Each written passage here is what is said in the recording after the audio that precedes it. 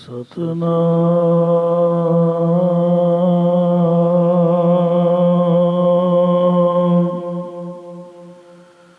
ਸ੍ਰੀ ਵਾਹਿਗੁਰੂ ਜੀ।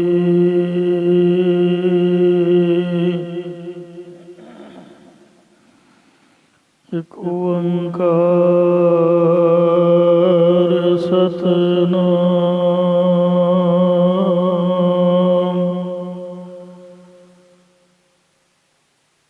ਕਰਤਾ ਪੁਰਖ ਨਿਰਭਉ ਨਿਰਵੈਰ ਅਕਾਲ ਮੂਰਤ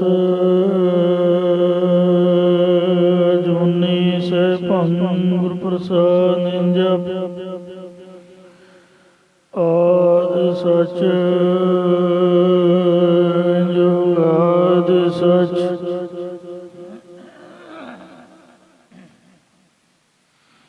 ਹੈ ਵੀ ਸਚ ਨਾਨਕ ਹੋਸੀ ਵੀ ਸਚ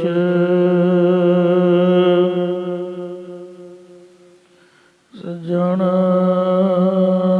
ਸੱਚਾ ਪਾਤਸ਼ਾਹ ਸਿਰ ਸੌਂਦੇ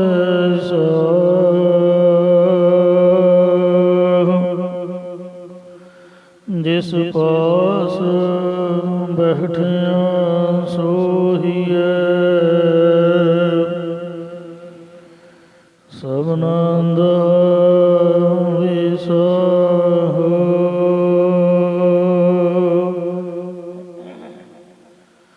ਸਤਿਨਾਮ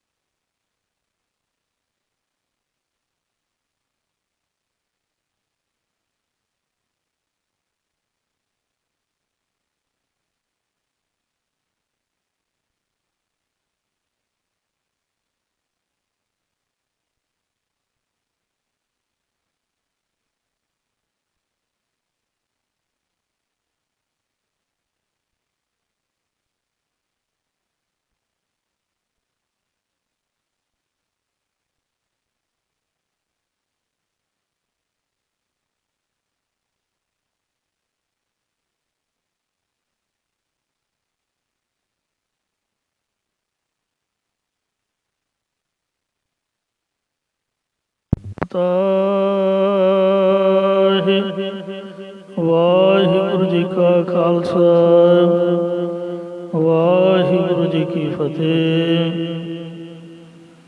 ਕੋਟ ਬ੍ਰਹਮੰਡਾਂ ਦੇ ਮਾਲਕ ਜੁਗ ਜੁਗੇ ਅਟਲ ਸ਼ਬਦਾ ਅਵਤਾਰ ਦਸਾਂ ਪਾਤਸ਼ਾਹੀਆਂ ਦੀ ਆਤਮਿਕ ਜੋਤ ਧੰਨ ਧੰਨ ਸਤਿਗੁਰੂ ਸ੍ਰੀ ਗੁਰੂ ਗ੍ਰੰਥ ਸਾਹਿਬ ਸੱਚੇ ਪਾਤਸ਼ਾਹ ਜੀ ਮਹਾਰਾਜ ਜੀ ਦੀ ਪਵਿੱਤਰ ਪਾਵਨ ਹਜ਼ੂਰੀ ਦੇ ਵਿੱਚ ਜੁੜਮਨ ਬੈਠੀ ਗੁਰੂ ਰੂਪ ਗੁਰੂ ਖਾਲਸਾ ਸਤ ਸੰਗਤ ਜੀਓ, ਆਓ ਬੜੇ ਪਿਆਰ ਅਰ ਸਤਿਕਾਰ ਦੇ ਨਾਲ ਅੰਮ੍ਰਿਤ ਬਾਣੀ ਹਰ ਹਰ ਤੇਰੀ ਸੁਣ ਸੁਣ ਹੋਵੇ ਪਰਮਗਤ ਮੇਰੀ। ਜਲਨ ਬੁਝੀ ਸੀਤਲ ਹੋਏ ਮਨੁਆ ਸਤਿਗੁਰ ਕਾ ਦਰਸ਼ਨ ਪਾਏ ਜੀਓ। ਸਤਿਗੁਰਾਂ ਦੀ ਪਵਿੱਤਰ ਅੰਮ੍ਰਿਤ ਬਾਣੀ ਦੀ ਕਥਾ ਵਿਚਾਰ ਵਿਆਖਿਆ ਸੋ ਸਰਵਣ ਕਰਕੇ ਲਾਹਾ ਪ੍ਰਾਪਤ ਕਰੋ ਜੀ। ਇੱਕ ਵਾਰ ਉਚਾਰਨ ਕਰੋ ਸਤਨਾਮ ਸ੍ਰੀ ਵਾਹਿਗੁਰੂ ਜੀ।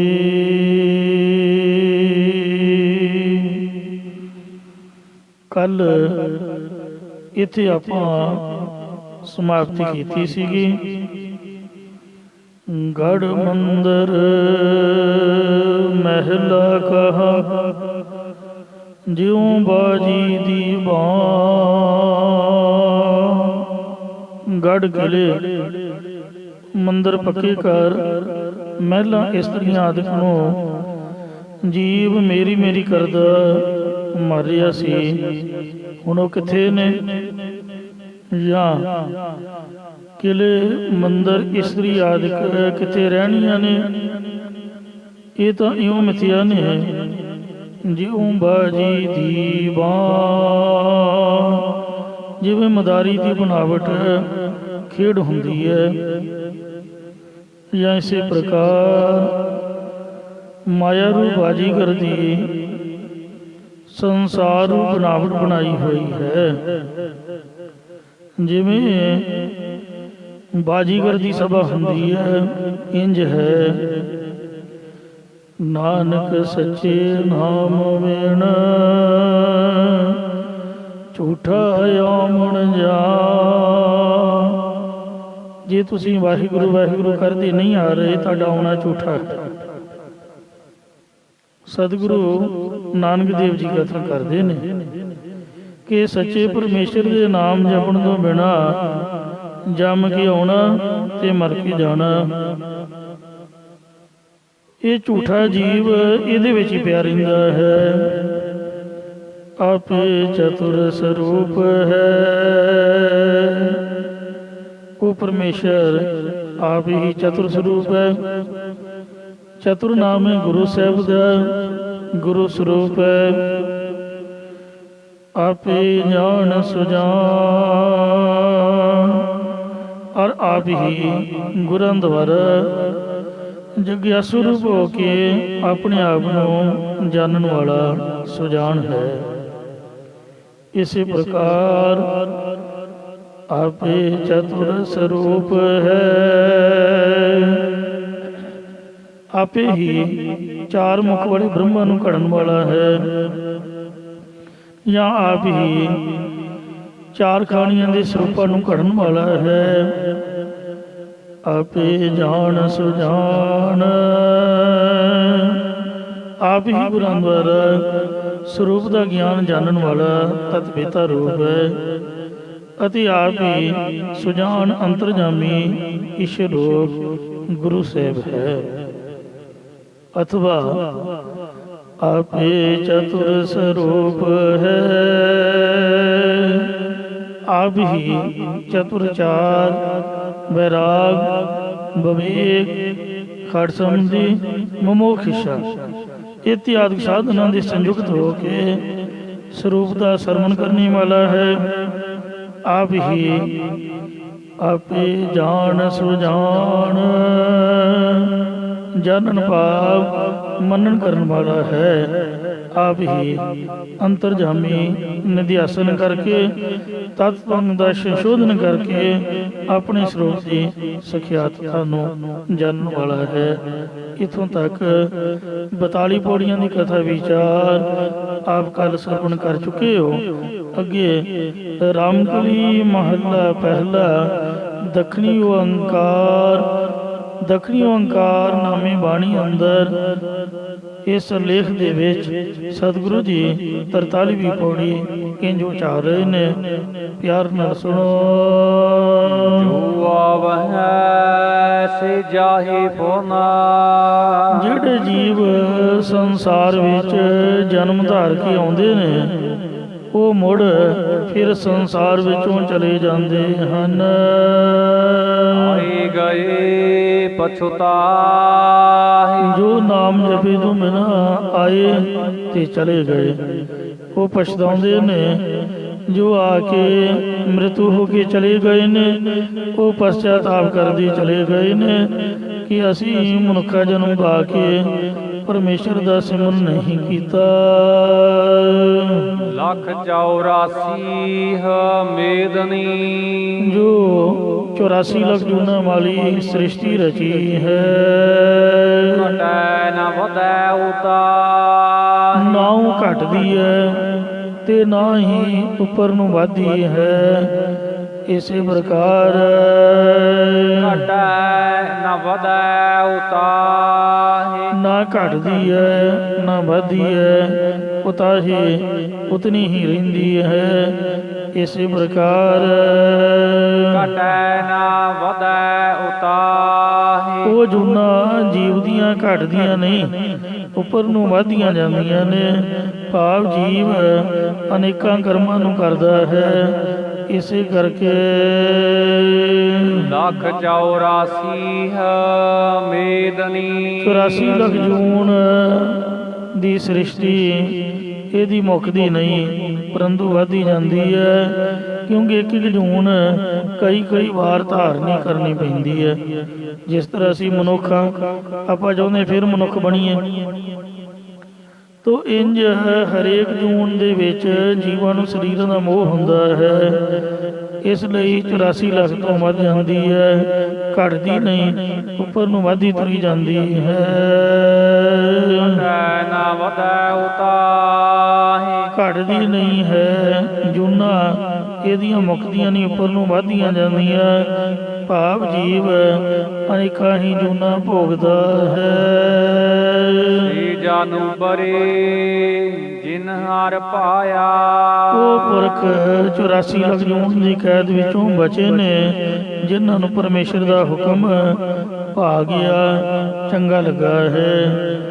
ਜਾਂ ਜਿਨ੍ਹਾਂ ਨੇ ਦਿਲ ਵਿੱਚ ਹਰੀ ਤੇ ਪਾਇਆ ਭਾਵਨਾ ਕੀਤੀ ਹੈ, ਜਾਂ ਜਿਨ੍ਹਾਂ ਦੀ ਸਾਧਨ ਪਰਮੇਸ਼ਰ ਨੂੰ ਭਾ ਗਏ ਹਨ, ਉਹੀ ਪੁਰਖ 84 ਲੱਖ ਜੂਨ ਦੀ ਕੈਦ ਵਿੱਚੋਂ ਬਚੇ ਹਨ।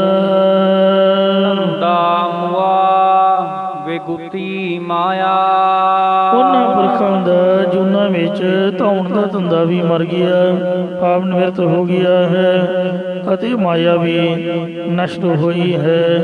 ਭਾਵ ਗਿਆਨਵਾਨਾਂ ਤੋਂ ਨਿਰਾਦਰੀ ਕਰਵਾ ਕੇ ਅਗਿਆਨੀ ਪੁਰਖਾਂ ਨੂੰ ਜਾ ਚੰਬੜਦੀ ਹੈ।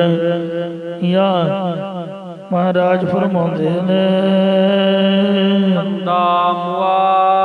ਬੇਗੁਤੀ ਮਾਇਆ ਜੀਵ ਧੰਦਿਆਂ ਵਿੱਚ ਹੀ ਮਰ ਰਹੇ ਨੇ, ਕਿਉਂ ਮਾਇਆ ਦੀ ਇੱਛਾ ਕਰਕੇ ਸਾਰੀ ਸ੍ਰਿਸ਼ਟੀ ਖੇ ਖਰਾਬ ਹੋ ਰਹੀ ਹੈ।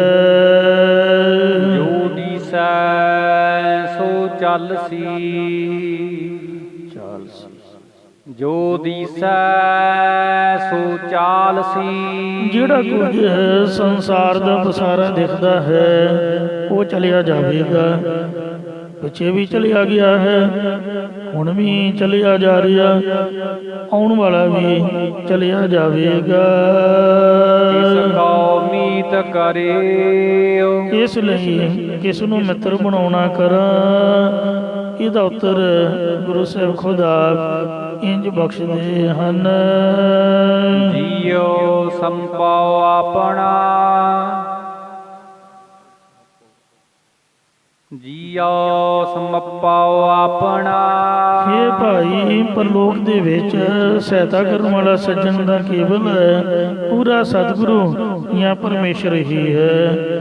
ਇਸ ਲਈ ਉਹਨਾਂ ਗੁਰਾਂ ਨੂੰ ਜਾਂ ਪਰਮੇਸ਼ਰ ਦੇ ਅੱਗੇ ਆਪ ਦਾ ਜੋ ਜੀਵ ਆਤਮਾ ਹੈ, ਆਪਣੀ ਜ਼ਿੰਦਗੀ ਨੂੰ ਸਮਰਪੋ ਸਪੁਰਦ ਕਰ ਦਈਏ, ਸਮਰਪਣ ਕਰ ਦਈਏ, ਅਰਪਣ ਕਰ ਦਈਏ। ਤਨ ਮਨ ਆਗੈ ਦੇਵ ਅਤੇ ਤਨ ਮਨ ਨੂੰ ਵੀ ਗੁਰਾਂ ਪਰਮੇਸ਼ਰ ਦੇ ਅੱਗੇ ਅਰਪ ਦੇਣਾ ਕਰ। ਤਨ ਮਨ ਧਨ ਸਭ ਸੌਂਪ ਗੁਰ ਕੋ, ਹੁਕਮ ਨੇ ਪਾਈਐ। ਐਸਾ ਸਤਿਗੁਰ ਜੇ ਮਿਲੈ ਤਿਸ ਨੂੰ ਸਿਰ ਸੌਂਪੀਐ, ਵਿੱਚੋਂ ਆਪ ਜਾਏ। ਸੋ ਤਨ ਨੂੰ ਸੇਵਾ ਦੇ ਵਿੱਚ ਅਤੇ ਮਨ ਦੇ ਸੰਕਲਪ ਛੱਡ ਕੇ ਗੁਰਾਂ ਪਰਮੇਸ਼ਰ ਦੇ ਚਰਨਾਂ ਵਿੱਚ ਅਰਪ ਦੇਣਾ ਕਰ। ਭਾਵ ਰਜਾ ਦੇ ਵਿੱਚ ਚਲਾਉਣਾ ਕਰ ਅਤੇ ਉਸ ਪਰਮੇਸ਼ਰ ਦੇ ਅੱਗੇ ਇਉਂ ਬੇਨਤੀ ਕਰ। ਅਸਥਿਰ ਕਰਤਾ ਤੂੰ ਧਣੀ। ਹੇ ਕਰਤਾ ਰਚਨਹਾਰ ਪਰਮੇਸ਼ਰ, ਤੂੰ ਅਸਥਿਤ ਰਹਿਣ ਵਾਲਾ ਅਤੇ ਸਭਨਾਂ ਦਾ ਮਾਲਕ ਹੈ। ਤਿਸ ਹੀ ਕੀ ਮੈਂ ਓਟ। ਇਸ ਲਈ ਹੇ ਪਰਮੇਸ਼ਰ, ਮੈਨੂੰ ਨਾ ਤਿਸ ਆਪ ਜੀ ਦੇ ਸਰੂਪ ਦੀ ਹੀ ਓਟ ਇੱਕ ਆਸਰਾ ਹੈ। ਗੁਣ ਕੀ ਮਾਰੀ ਹੋ ਮੁਈ। ਤੋ ਗੁਣ ਦੀ ਮਾਰੀ ਹੋਈ ਹਉਮੈ ਮਰ ਗਈ ਹੈ। ਸ਼ਬਦ ਰਤੀ ਮਨ ਚੋਟ। ਜਦ ਗੁਰੂ ਉਪਦੇਸ਼ ਦੀ ਰਤੀ ਥੋੜੇ ਮਾਤਰ ਵੀ ਮਨ ਹਿਰਦੇ ਵਿੱਚ ਚੋਟ ਸੱਟ ਲੱਗੀ ਤਾਂ ਇਸ ਗੁਣ ਦੀ ਮਾਰੀ ਹੋਈ ਹਉਮੈ ਮਰ ਗਈ। ਇਸੇ ਪ੍ਰਕਾਰ ਸ਼ਬਦ ਰਤੀ ਮਨ ਚੋਟ। ਜਿਨ੍ਹਾਂ ਦੀ ਬਿਰਤੀ ਗੁਰੂ ਸਾਹਿਬ ਜੀ ਦੇ ਸ਼ਬਦ ਦੇ ਵਿੱਚ ਰੰਗੀ ਹੋਈ ਹੈ, ਜਾਂ ਇਸੇ ਤਰ੍ਹਾਂ ਸ਼ਬਦ ਰਤੀ ਮਨ ਚੋਟ। ਜਿਨ੍ਹਾਂ ਦੇ ਮਨ ਵਿੱਚ ਗੁਰੂ ਉਪਦੇਸ਼ ਦੇ ਪ੍ਰੇਮ ਦੀ ਲਗਨ ਦੀ ਚੋਟ ਹੈ, ਵੈਰਾਗ ਦੀ ਚੋਟ ਹੈ ਤੇ ਸ਼ਬਦ ਦੇ ਵਿੱਚ ਰੰਗੀ ਹੋਈ ਹੈ। ਗੁਣ ਕੀ ਮਾਰੀ ਹਉ ਮੁਈ। ਉਹਨਾਂ ਦੀ ਪ੍ਰੇਮ ਰੂਪੀ ਗੁਣ ਦੀ ਮਾਰੀ ਹੋਈ ਹਉਮੈ ਮਰ ਗਈ, ਭਾਵ ਨਿਵਰਤ ਹੋ ਗਈ ਹੈ। ਸ਼ਬਦ ਰਤੀ ਮਨ ਚੋਟ। ਜਿਨ੍ਹਾਂ ਦੇ ਮਨ ਦੇ ਉੱਪਰ ਹਰ ਪ੍ਰੇਮ ਬਾਣੀ ਮਨ ਮਾਰਿਆ, ਅਣੀਆਲੀ ਅਣੀਆ ਰਾਮ ਰਾਜੇ, ਜਿਸ ਲਾਗੀ ਪੀਰ ਪਰਮ ਕੀ ਸੋ ਜਾਣੇ ਜਰੀਆ। ਸ਼ਬਦ ਦੀ ਪ੍ਰੇਮ ਦੀ ਚੋਟ ਲੱਗੀ ਹੈ, ਉਹਨਾਂ ਦੀ ਬਿਰਤੀ ਸ਼ਬਦ ਵਿੱਚ ਰਤੀ ਰੰਗੀ ਗਈ ਹੈ। ਰਾਣਾ ਰਾਉ ਨਾਗੂ ਰਹੈ। ਰਾਣਾ ਵੱਡਾ ਰਾਜਾ ਤੇ ਰਾਓ ਛੋਟਾ ਰਾਜਾ। ਮੁਸਲਮਾਨਾਂ ਦੇ ਅੰਦਰ ਰਾਣੇ ਵੱਡੇ ਹੁੰਦੇ ਨੇ ਤੇ ਰਾਏ ਛੋਟੇ ਇਲਾਕੇ ਦੇ ਮਾਲਕ ਹੁੰਦੇ ਸਨ। ਜਾਂ ਰਾਜਪੂਤਾਂ ਦੇ ਖਿਤਾਬ ਵਾਲੇ ਰਾਣੇ ਅਤੇ ਰਾਓ ਚੌਧਰੀ ਆਦਿ, ਇਹਨਾਂ ਦੇ ਵਿੱਚੋਂ ਨਾ ਕੋ ਰਹਿ ਕੋਈ ਵੀ ਸਰੀਰ ਧਾਰ ਕੇ ਨਹੀਂ ਰਹੇਗਾ। ਰੰਗ ਨਾ ਤੁੰਗ ਫਕੀਰ। ਨਾ ਕੋਈ ਕੌਤਕ ਤਮਾਸ਼ਾ ਕਰਨ ਵਾਲਾ, ਨਾ ਕੋਈ ਰੰਗ ਕੰਗਾਲ, ਨਾ ਹੀ ਉੱਚਾ ਅਮੀਰ ਤੇ ਨਾ ਹੀ ਮੰਗ ਕੇ ਖਾਣ ਵਾਲਾ ਫਕੀਰ ਦਰਵੇਸ਼ ਰਹੇਗਾ।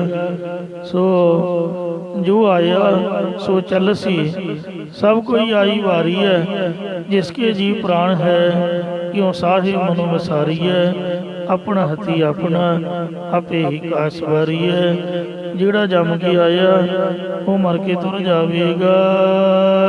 ਵਾਰੀ ਆਪੋ ਆਪਣੀ। ਸਭ ਆਪੋ ਆਪਣੀ ਵਾਰੀ ਦੇ ਅਨੁਸਾਰ ਸੰਸਾਰ ਤੋਂ ਚਲੇ ਜਾਂਦੇ ਹਨ।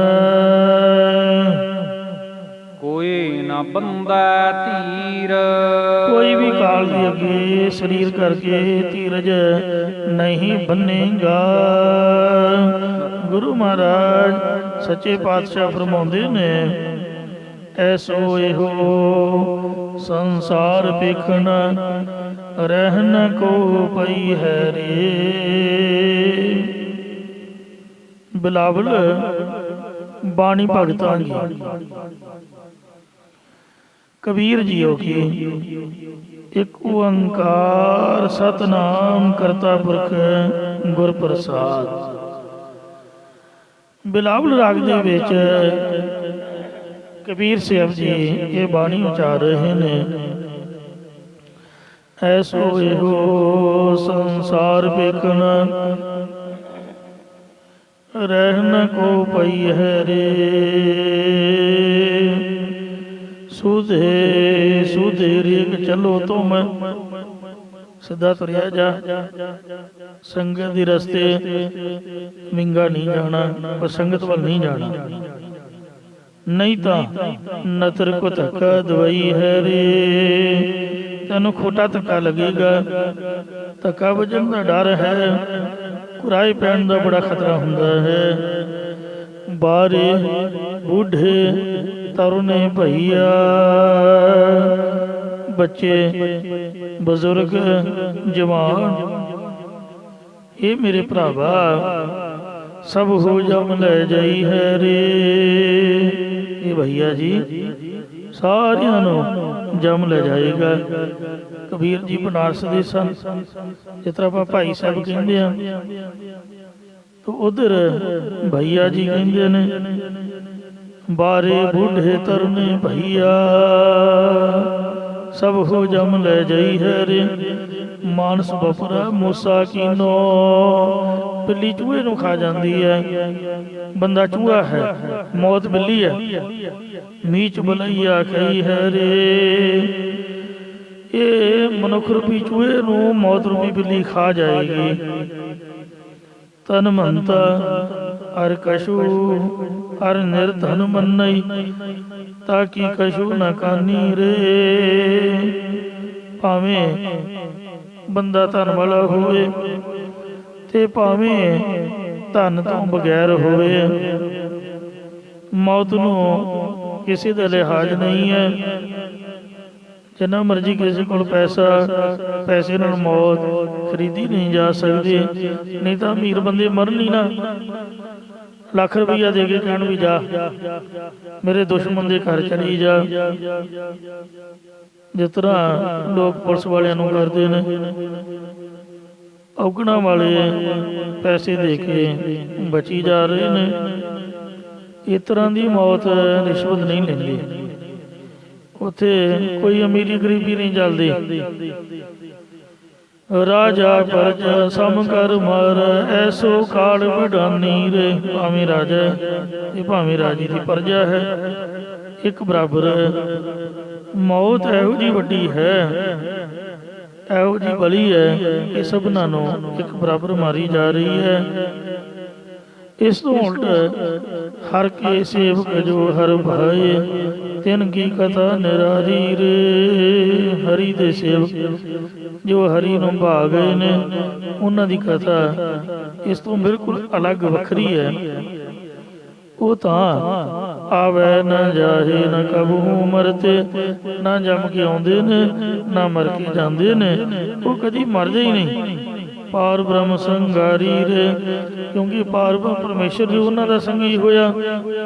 ਪੁੱਤਰ ਕਲਤਰ ਲక్ష్ਮੀ ਮਾਇਆ, ਇਹ ਤਜੋ ਜੀ ਜਾਨੀ ਰੇ। ਪੁੱਤਰ ਪਤਨੀ ਧਨ ਦੌਲਤ ਤੇ ਜਾਇਦਾਦ ਇਹ ਆਪਣੇ ਚਿੱਤ ਵਿੱਚ ਜਾਣ ਲੈ, ਇਹਨੂੰ ਛੱਡ ਕੇ ਚਲੇ ਜਾਣਾ ਹੈ। ਇਸ ਲਈ ਕਹਿਤ ਕਬੀਰ ਸੁਨੋ ਰੇ ਸੰਤੋ। ਕਬੀਰ ਜੀ ਕਹਿੰਦੇ ਨੇ, ਹੇ ਸੰਤੋ ਇਹ ਸਾਧੂ ਸੁਨੋ, ਮਿਲ ਹੈ ਸਾਰਗ ਪਾਨੀ ਰੇ। ਇੰਜ ਤੁਸੀਂ ਨਾਮ ਜਪ ਕੇ ਸਾਰਗ ਪਾਣੀ ਪਰਮਾਤਮਾ ਨੂੰ ਮਿਲ ਸਕਦੇ ਹੋ। ਮੌਤ ਤੋਂ ਬਚਣ ਦਾ ਹੋਰ ਕੋਈ ਤਰੀਕਾ ਨਹੀਂ ਹੈ।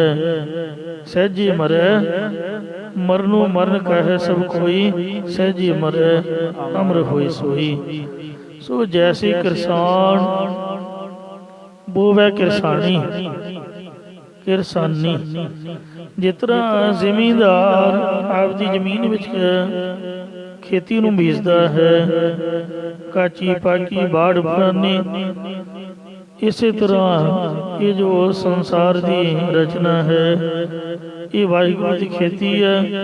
ਭਾਵੇਂ ਕੱਚੀ ਤੇ ਭਾਵੇਂ ਪੱਕੀ ਵੱਢ ਲਏ, ਭਾਵੇਂ ਬੱਚੇ ਨੂੰ ਲੈ ਜਾਏ, ਭਾਵੇਂ ਜਵਾਨ ਨੂੰ ਲੈ ਜਾਏ, ਤੇ ਭਾਵੇਂ ਬਜ਼ੁਰਗ ਨੂੰ ਨਾ ਪੁੱਛੇ, ਜਾਂ ਪਕਾ ਕੇ ਵੱਢ ਲਵੇ, ਬਜ਼ੁਰਗਾਂ ਨੂੰ ਲੈ ਜਾਏ।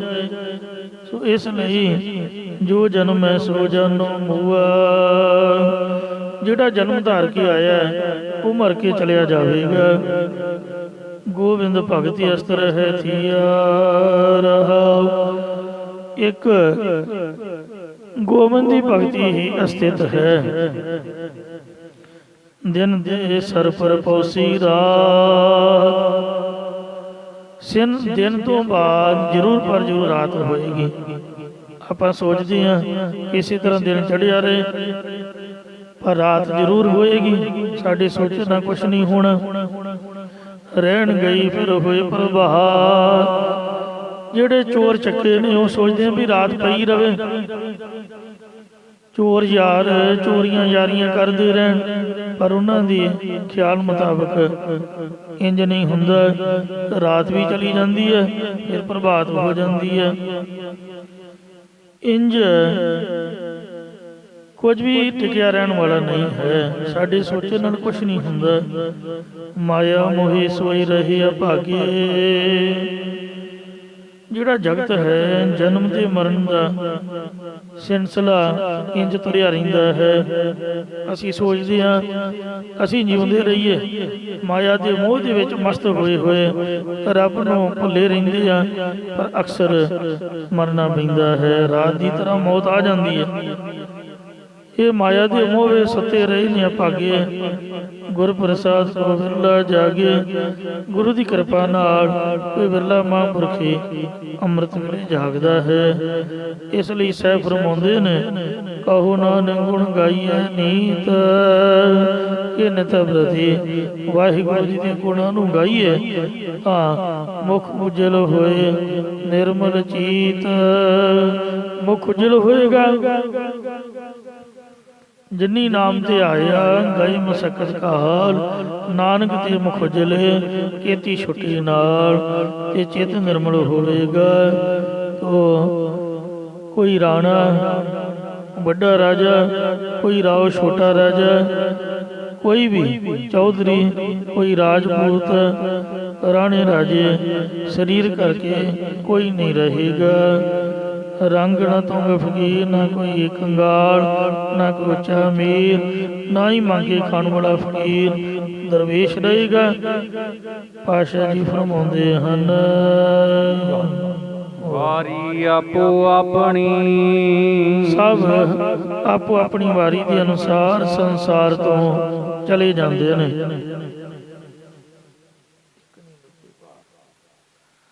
ਸੋ ਜਦੋਂ ਕਿਸੇ ਦੀ ਵਾਰੀ ਆਉਂਦੀ ਹੈ, ਸਵਾਸ ਮੁੱਕਦੇ ਹਨ, ਉਦੋਂ ਹਰੇਕ ਨੂੰ ਜਾਣਾ ਪੈਂਦਾ। ਇੱਕ ਚਾਲੇ ਇੱਕ ਚਾਲਸ, ਸਭ ਆਪਣੀ ਵਾਰ। ਤੋ ਜਿਹੜੇ ਆਏ ਨੇ ਉਹ ਚਲੇ ਗਏ ਹਨ। ਸੰਗ ਚਲਤ ਹੈ ਹਮ ਵੀ ਚਲਣਾ, ਤਿਆਰੀ ਸਾਡੀ ਵੀ ਹੈ। ਸਾਡੇ ਸੰਗੀ ਤਾਂ ਚਲੇ ਗਏ, ਜੋ ਆਵੈ ਸੇ ਜਾਹੇ ਹੁਣ, ਆਏ ਗਏ ਪਛਤਾਹੇ। ਜਿਹੜੇ ਜੰਮ ਕੇ ਆਏ ਸੀ ਉਹ ਚਲੇ ਗਏ, ਆਉਣ ਜਾਣ ਜੀ ਪਛਤਾਪ ਕਰਦੇ ਨੇ। ਇੱਕ ਚੱਲ ਇੱਕ ਚਾਲਸ, ਸਭ ਆਪਣੀ ਵਾਰ। ਜਿਨ ਪੂਰਾ ਸਤਿਗੁਰ ਸੇਵੀਆ, ਸੇ ਅਸਤਿਰ ਹਰ ਦਵਾਰ। ਸੋ ਇੱਕ ਨਹੀਂ ਬੱਧੇ ਪਾਰ, ਇੱਕ ਨਾ ਹੋਈ ਸਾਖਤੀ, ਇੱਕ ਨਾ ਹੋਈ ਸਾਰ। ਲਸਕਰ ਸਣੇ ਦਮਾਮਿਆ, ਛੁੱਟੇ ਬੰਕ ਦਵਾਰ। ਨਾਨਕ ਢੇਰੀ ਸ਼ਾਰ ਕੀ, ਪੀ ਫਿਰ ਹੋਈ ਸ਼ਾਰ। ਇੱਕ ਤਾਂ ਜਿਸ ਤਰ੍ਹਾਂ ਬੱਸ ਸਟੈਂਡ ਤੇ ਜਾਂ ਰੇਲਵੇ ਸਟੇਸ਼ਨ ਤੇ ਜਾਂ ਏਅਰਪੋਰਟ ਤੇ ਉਹ ਆਪਦੀਆਂ ਪੰਡਾ ਬੰਨ੍ਹ ਕੇ ਬੱਸ ਤੇ ਸਮਾਨ ਲੱਦ ਕੇ ਤੁਰ ਜਾਂਦੇ ਨੇ। ਇੱਕ ਮੇਰੇ ਵਰਗੇ ਗੰਢ ਪੁੜਲੀਆਂ ਬੰਨ੍ਹ ਕੇ ਉੱਥੇ ਖੜੇ ਹੁੰਦੇ ਨੇ ਵੀ ਸਾਡੀ ਗੱਡੀ ਆਏਗੀ ਤੇ ਅਸੀਂ ਚਲੇ ਜਾਣਾ ਹੈ। ਇਉਂ ਇਕਰਾਂ ਨੇ ਭਾਰ ਬੰਨੇ ਹੋਏ ਹਨ ਤੇ ਉਹ ਆਪਦੀ ਵਾਰੀ ਦੀ ਉਡੀਕ ਕਰ ਰਹੇ ਨੇ। ਕਹਿੰਦੇ ਨੇ ਮਹਾਰਾਜ ਸਾਹਿਬ ਸੱਚੇ ਪਾਤਸ਼ਾਹ, ਸ਼ਲੋਕ ਮਹੱਲਾ ਪਹਿਲਾ। ਮਰਨ ਨ ਮੂਰਤ ਪੁੱਛਿਆ। ਪਹਿਲੇ ਪਾਤਸ਼ਾਹ ਸਤਿਗੁਰੂ ਨਾਨਕ ਦੇਵ ਮਹਾਰਾਜ ਸੱਚੇ ਪਾਤਸ਼ਾਹ ਜੀ ਦਾ ਇਹ ਸਾਰੰਗ ਦੀ ਵਾਰ ਦੇ ਵਿੱਚ ਪਾਵਨ ਸ਼ਲੋਕ ਹੈ ਕਿ ਜਿਹੜੀ ਮੌਤ ਹੈ, ਵਿਆਹ ਦਾ ਤਾਂ ਮਹੂਰਤ ਕਢਾਉਂਦੇ ਆ। ਇਹ ਪੰਡਤ ਜੀ ਲਓ 5000 ਰੁਪਈਆ, 10000 ਚੁੱਕੋ, ਮੇਰੀ ਧੀ ਰਾਣੀ ਦਾ ਮੂਰਤ ਕੱਢੋ, ਜਾਂ ਮੇਰੇ ਲੜਕੀ ਦਾ ਮੂਰਤ ਕੱਢੋ। ਪਰ ਮੌਤ ਦੇ ਮੂਰਤ ਨਹੀਂ ਪੁੱਛਣਾ। ਉਹਨੇ ਕਦੀ ਕਿਸੇ ਕੋ ਮੂਰਤ ਨਹੀਂ ਕਢਾਉਣਾ ਕਿ ਫਲਾਣੇ ਬੰਦੇ ਨੂੰ ਮੈਂ ਲਿਜਾ ਸਕਦੀ ਕਿ ਨਹੀਂ। ਮੂਰਤ ਤੋਂ ਬਗੈਰ ਹੀ ਆ ਵੜਦੀ ਆ। ਮਰਨ ਮੂਰਤ ਪੁੱਛਿਆ, ਪੁੱਛੀ ਥਿਤ ਨ ਵਾਰ। ਕਦੇ ਉਹਨੇ ਇਹ ਗੱਲ ਨਹੀਂ ਪੁੱਛੀ ਕਿ ਅੱਜ ਕਿਹੜੀ ਤਰੀਕ ਹੈ ਤੇ ਵਾਰ ਕਿਹੜਾ ਹੈ। ਹਫ਼ਤੇ ਦੇ 7 ਦਿਨ ਹੀ ਕਦੋਂ ਮਰਜ਼ੀ ਆ ਸਕਦੀ ਹੈ। ਇੱਕ ਨਹੀਂ ਲੱਦੀ ਹੈ, ਇੱਕ ਲੱਦ ਚੱਲੇ। ਕਈਆਂ ਨੇ ਆਪਣਾ ਸਮਾਨ ਲੱਦ ਲਿਆ ਹੈ ਤੇ ਕਈ ਲੱਦ ਕੇ ਟੁਰ ਗਏ ਨੇ। ਇੱਕ ਨਹੀਂ ਬੱਧੇ ਪਾਰ, ਤੇ ਕਈਆਂ ਨੇ ਆਪਣੀਆਂ ਗਠੜੀਆਂ ਗੰਢਾਂ ਬੰਨ ਲਈਆਂ ਨੇ। ਇੱਕ ਨਾ ਹੋਈ ਸਾਖ ਦੀ, ਕਈ ਜੀਵਾਂ ਦੀ ਤਿਆਰੀ ਹੋਈ ਪਈ ਹੈ। ਇੱਕ ਨਾ ਹੋਈ ਸਾਰ, ਤੇ ਕਈ ਜੀਵਾਂ ਨੂੰ ਤੁਰਨ ਲਈ ਸੱਦੇ ਆ ਗਏ ਨੇ। ਜਾਂ ਕਈਆਂ ਤੇ ਸ਼ਕਤੀ ਹੁੰਦੀ ਹੈ ਤੇ ਕਈਆਂ ਦੀ ਚੰਗੀ ਸੰਭਾਲ ਹੁੰਦੀ ਹੈ। ਲਸ਼ਕਰ ਸਣੇ ਦਮਾਮੇ ਆ, ਛੋਟੇ ਬੰਕ ਦੁਆਰ, ਫੌਜਾਂ ਤੇ ਧੌਂਸੇ ਤੇ ਸੋਹਣੇ ਘਰ ਇੱਥੇ ਹੀ ਰਹਿ ਗਏ ਹਨ। ਮੈਂ ਕੱਲ ਵੀ ਬੇਨਤੀ ਕੀਤੀ ਸੀ ਵੀ ਜਦ ਹਿੰਦੁਸਤਾਨ ਪਾਕਿਸਤਾਨ ਦੀ ਵੰਡ ਹੋਈ, ਇੱਧਰਲੇ ਉੱਧਰ ਛੱਡ ਕੇ ਆ ਗਏ, ਉੱਧਰਲੇ ਇੱਧਰ ਛੱਡ ਕੇ ਉੱਧਰ ਚਲੇ ਗਏ। ਉਦੋਂ ਦੇ ਕੋਈ ਕਿਤੇ ਬੈਠਾ ਹੈ, ਕੋਈ ਕਿਤੇ ਬੈਠਾ ਹੋਇਆ ਹੈ। ਆਪਦੇ ਬਣਾਈ ਘਰਾਂ 'ਚ ਰਹਿਣਾ ਮਿਲਿਆ ਹੀ ਨਹੀਂ। ਨਾਨਕ ਢੇਰੀ ਸ਼ਾਰ ਕੀ ਪੀ ਫਿਰ ਹੋਈ ਸ਼ਾਰ। ਇਹ ਸਰੀਰ ਜੋ ਮਿੱਟੀ ਦੀ ਮੁੱਠ ਸੀ, ਜੋ ਮਿੱਟੀ ਤੋਂ ਬਣਿਆ ਸੀ, ਮੁੜ ਮਿੱਟੀ 'ਚ ਜਾਰ ਲਿਆ। ਜੇ ਤਾਂ ਦੱਬੀਏ ਤਾਂ ਵੀ ਕਬਰ 'ਚ ਮਿੱਟੀ ਬਣ ਜਾਣਾ, ਜੇ ਸਾੜੀਏ ਤਾਂ ਵੀ ਸਵਾਹ ਮਿੱਟੀ ਬਣ ਜਾਂਦੀ ਹੈ। ਇਸ ਲਈ ਮਹਾਰਾਜ ਸਾਹਿਬ ਸੱਚੇ ਪਾਤਸ਼ਾਹ ਜੀ ਫਰਮਾਨ ਕਰਦੇ ਹਨ, ਮਹੱਲਾ ਪਹਿਲਾ, ਨਾਨਕ ਢੇਰੀ ਢਹਿ ਪਈ ਮਿੱਟੀ ਸੰਧਾ ਕੋਟ। ਇਹ ਮਿੱਟੀ ਦਾ ਕੋਟ ਕਿਲਾ ਕੰਧ ਸੀਗੀ, ਇਹ ਢਹਿੰਦੀ ਢਹਿੰਦੀ ਢਹਿ ਗਈ। ਸਵਾਸ ਨਿਕਲਦੇ ਆਖਰ ਨਿਕਲ ਹੀ ਗਏ। ਬੰਦਾ ਡਿੱਗ ਪਿਆ, ਭੀਤਰ ਚੋਰ ਬਾਹਰ ਲਿਆ, ਖੋਟ ਵੇਜੀਆ ਖੋਟ। ਝੂਠੇ ਕੀਰੇ ਝੂਠ ਪ੍ਰੀਤ, ਕੂੜਾ ਹੈ ਤੂੰ ਇਹ ਪ੍ਰਾਣੀ, ਝੂਠਾ ਹੈ। ਆਪਣੇ ਅੰਦਰ ਤੋਂ ਪਾਪ ਦੇ ਚੋਰ ਨੂੰ ਬਿਠਾਇਆ ਹੋਇਆ ਹੈ। ਪੌੜੀ, ਜਿਹਨੇ ਅੰਦਰ ਨਿੰਦਾ ਦੁਸ਼ਟ ਹੈ, ਨੱਕ ਵੱਢੇ ਨੱਕ ਵਢਾਇਆ। ਨੱਕ ਵੱਢੇ ਇੱਕ ਮੁਹਾਵਰਾ ਹੈ, ਮਤਲਬ ਬੇਇੱਜ਼ਤ ਹੋਣਾ, ਹੀਨਤ ਹੋਣੀ। ਇਹਦਾ ਭਾਵ ਮੁਹਾਵਰਾ ਨੱਕ ਵੱਢੇ ਤੋਂ ਲਿਆ ਜਾਂਦਾ। ਸੋ ਜਿਨ੍ਹਾਂ ਦੇ ਅੰਦਰ ਭੈੜੀ ਬਦਖੋਈ ਹੈ, ਚੁਗਲੀ ਹੈ, ਨਿੰਦਿਆ ਹੈ, ਉਹਨਾਂ ਦਾ ਨੱਕ ਕੱਟਿਆ ਜਾਂਦਾ, ਮਤਲਬ ਉਹਨਾਂ ਨੂੰ ਬੇਇੱਜ਼ਤ ਕੀਤਾ ਜਾਂਦਾ ਤੇ ਉਹ ਹੋਰਨਾਂ ਦਾ ਵੀ ਅਪਮਾਨ ਕਰਾਉਂਦੇ ਨੇ। ਮਹਾਂਕਰੂਪ ਦੁਖੀਏ ਸਦਾ, ਕਾਲੀ ਮੋਹ ਮਾਇਆ। ਭਲਕੀ ਉਠਨਿਤ ਪਰਦ ਦਰਬ ਹਰ ਨਾਮ ਚੁਰਾਇਆ।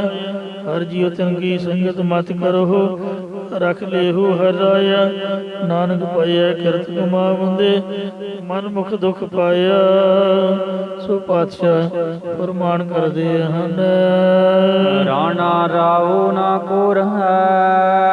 ਨਾ ਕੋਈ ਰਾਣਾ ਵੱਡਾ ਰਾਜਾ, ਨਾ ਕੋਈ ਰਾਉ ਛੋਟਾ ਚੌਧਰੀ। ਕੋਈ ਵੀ ਛੋਟਾ ਰਾਜਾ ਨਹੀਂ ਰਹੇਗਾ। ਰੰਗ ਨਾ ਤੁੰਗ ਫਕੀਰ, ਨਾ ਕੋਈ ਅਮੀਰ ਨਾ ਕੋਈ ਗਰੀਬ ਤੇ ਨਾ ਕੋਈ ਫਕੀਰ। ਮੰਗ ਕੇ ਖਾਣ ਵਾਲਾ ਕੋਈ ਨਹੀਂ ਰਹੇਗਾ। ਵਾਰੀ ਆਪੋ ਆਪਣੀ, ਸਭ ਆਪੋ ਆਪਣੀ ਵਾਰੀ ਦੇ ਅਨੁਸਾਰ ਸੰਸਾਰ ਤੋਂ ਕੋਈ ਨਾ ਬੰਦਾ ਧੀਰ। ਕੋਈ ਵੀ ਕਾਲ ਦੇ ਅੱਗੇ ਸਰੀਰਜ ਕਰਕੇ ਧੀਰਜ ਨਹੀਂ ਬੰਨੇਗਾ। ਬਿਰਖ ਬਸੇਰੋ ਪੰਗ ਕੋ ਤੈਸੋ ਇਹ ਸੰਸਾਰ। ਜਿਸ ਤਰ੍ਹਾਂ ਦਰਖਤ ਦੇ ਉੱਪਰ ਪੰਛੀ ਦਾ ਵਾਸਾ ਹੈ, ਇੰਜ ਸੰਸਾਰ ਇਹ ਗ੍ਰਸਤ ਰੂਪੀ ਦਰਖਤ ਦੇ ਉੱਪਰ ਵਸ ਰਿਹਾ ਹੈ। ਸੋ ਜਦੋਂ ਕਾਲ ਰੂਪੀ ਸੂਰਜ ਚੜ੍ਹੇਗਾ, ਜਿਵੇਂ ਸੂਰਜ ਚੜ੍ਹਨ ਤੋਂ ਪੰਛੀ ਉੱਠ ਕੇ ਆਪਦੇ ਰਾਹ ਪੈਂਦੇ ਨੇ, ਇੰਜ ਕਾਲ ਰੂਪੀ ਸੂਰਜ ਚੜ੍ਹਨ ਤੋਂ ਜਿੱਧਰ ਕਿਸੇ ਦੀ ਵਾਸ਼ਨਾ ਹੋਵੇਗੀ ਉਧਰ ਨੂੰ ਜੀਵ ਤੁਰ ਜਾਣਗੇ। ਇੱਕ ਹੋਰ ਉਦਾਹਰਨ ਦਿੱਤੀ ਹੈ ਮਹਾਰਾਜ ਨੇ, ਸ੍ਰੀ ਰਾਗ ਮਹੱਲਾ ਪਹਿਲਾ। ਗੋਇਲ ਆਇਆ ਗੋਇਲੀ, ਆ ਗੁਜਰ ਆਉਂਦੇ ਨੇ ਤੇ ਪਤਾ ਨਹੀਂ ਕਿੱਥੋਂ ਆਉਂਦੇ ਨੇ ਤੇ ਮੁੜ ਕੇ ਪਤਾ ਨਹੀਂ ਕਿੱਧਰ ਨੂੰ ਤੁਰ ਜਾਂਦੇ ਨੇ। ਮੱਝਾਂ ਗਾਵਾਂ ਵਾਲੇ ਗਵਾਲੇ ਗੁੱਜਰ। ਇਸੇ ਤਰ੍ਹਾਂ ਇਹ ਜੀਵ ਧੀਆਂ ਪੁੱਤਰ, ਮਾਂ ਪਿਓ, ਭੈਣ ਭਰਾ ਪਤਾ ਨਹੀਂ ਕਿੱਥੋਂ ਆਏ ਨੇ, ਪਤਾ ਕਿਸੇ ਨੂੰ ਕਿਹੜੀ ਜੂਨ ਚੋਂ ਆਏ ਨੇ ਤੇ ਮਰ ਕੇ ਕਿੱਧਰ ਨੂੰ ਚਲੇ ਗਏ ਜਾਂ ਚਲੇ ਜਾਣ ਕੇ ਕੋਈ ਦੱਸ ਸਕਦਾ। ਇਹ ਗੁੱਜਰਾਂ ਦੀ ਤਰ੍ਹਾਂ ਨੇ। ਉਹ ਪੱਕੇ ਮਕਾਨ ਨਹੀਂ ਬਣਾਉਂਦੇ ਗੁੱਜਰ, ਛੰਨ ਜੀ ਪਾਉਂਦੇ ਨੇ ਤੇ ਜਾਂਦੀ ਬਾਕੀ ਉਹ ਵੀ ਢਾਹ ਢੋ ਕੇ ਆਪਦੇ ਢਾਂਗੀ ਮਿੰਗੇ ਜੇ ਗੱਡੇ ਤੇ ਲੱਦ ਕੇ ਲੈ ਜਾਂਦੇ ਨੇ। गोयल आया गोयली क्या तिस डंफ पसार। मोहलत पुन्नी चम संभल तू मोहलत पुन्नी चलना तू संभल घर बार। हर गुण गाओ मन सतगुर नाल प्यार। क्या थोड़ी बात गुमान रहा। थोड़ी जी गल ते की हंकार करदा मियां भाई, तू चले जाना है की तू पसारे पसारियां। श्री राग महला पहला घर दूजा तन जोबन यार फुलड़ा।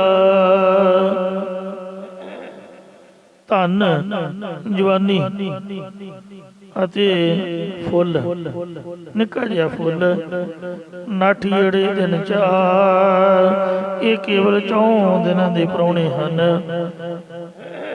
ਜੈਸੇ ਰੈਣ ਪ੍ਰਾਹੁਣੇ ਉੱਠ ਜਲਸੈ ਪ੍ਰਭਾਤ।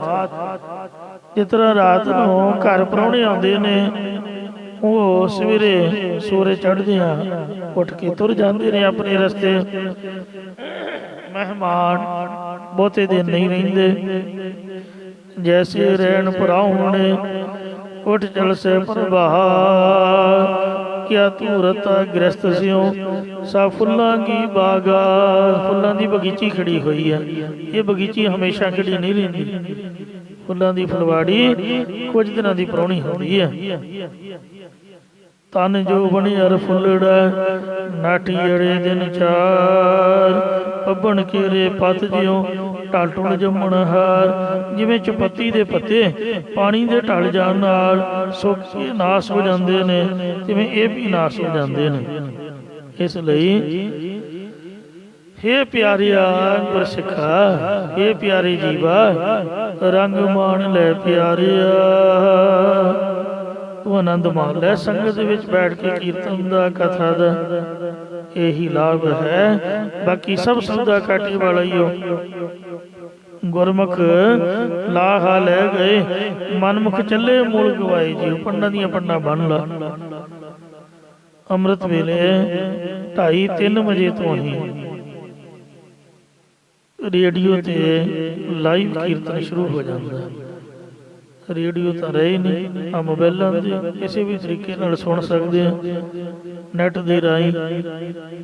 ਤੇ 6-6:30 ਵਜੇ ਤੱਕ ਚੱਲਦਾ ਹੈ ਤੇ ਬਾਕੀ ਤਾਂ 24 ਘੰਟੇ ਚੱਲਦਾ ਰਹਿੰਦਾ। ਇਸ ਵਾਸਤੇ ਜਿੰਨੀ ਮਰਜ਼ੀ ਬੰਦਾ ਪੰਡ ਬਣ ਲਏ। ਅੰਮ੍ਰਿਤ ਵੇਲਾ ਹੁੰਦਾ ਵੀ ਵਿਹਲਾ, ਕੰਮ ਵੀ ਕੋਈ ਨਹੀਂ, ਬੰਨੀ ਜਾਓ ਪੰਡ ਕੀਰਤਨ ਦੀ। ਗੁਰੂ ਮਹਾਰਾਜ ਦੀ ਕਥਾ ਵਿਚਾਰ ਇਹ ਪਿਆਰਿਆ ਰੰਗ ਮਾਣ ਲੈ ਆਨੰਦ ਮਾਣ ਲੈ। ਇਹ ਜਿਹੜਾ ਗੋਲਡਨ ਸੁਨਹਿਰੀ ਮੌਕਾ ਮੁੜ ਕੇ ਤੈਨੂੰ ਨਹੀਂ ਲੱਭਣਾ। ਨਹੀਂ ਉਹ ਲੱਭਣੇ ਲਾਲ ਗਵਾਚੇ। ਲਾਲ ਕਿਹਨੂੰ ਗਿਆ? ਸਵਾਸ ਗਵਾਚੇ। ਇੱਥੇ ਗਵਾਚ ਗੋਚ ਗਏ, ਇੱਥੇ ਹੀ ਖੇ ਖਰਾਬ ਹੋ ਜਾਂਦੇ ਨੇ। ਪਤਾ ਹੀ ਨਹੀਂ ਲੱਗਦਾ ਕਦੋਂ ਮੁੱਕ ਜਾਂਦੇ ਨੇ। ਮੁੜ ਕੇ ਲੱਭਦਾ ਹੈ ਵੀ ਸਵਾਸ ਮੈਨੂੰ ਮਿਲ ਜਾਣ।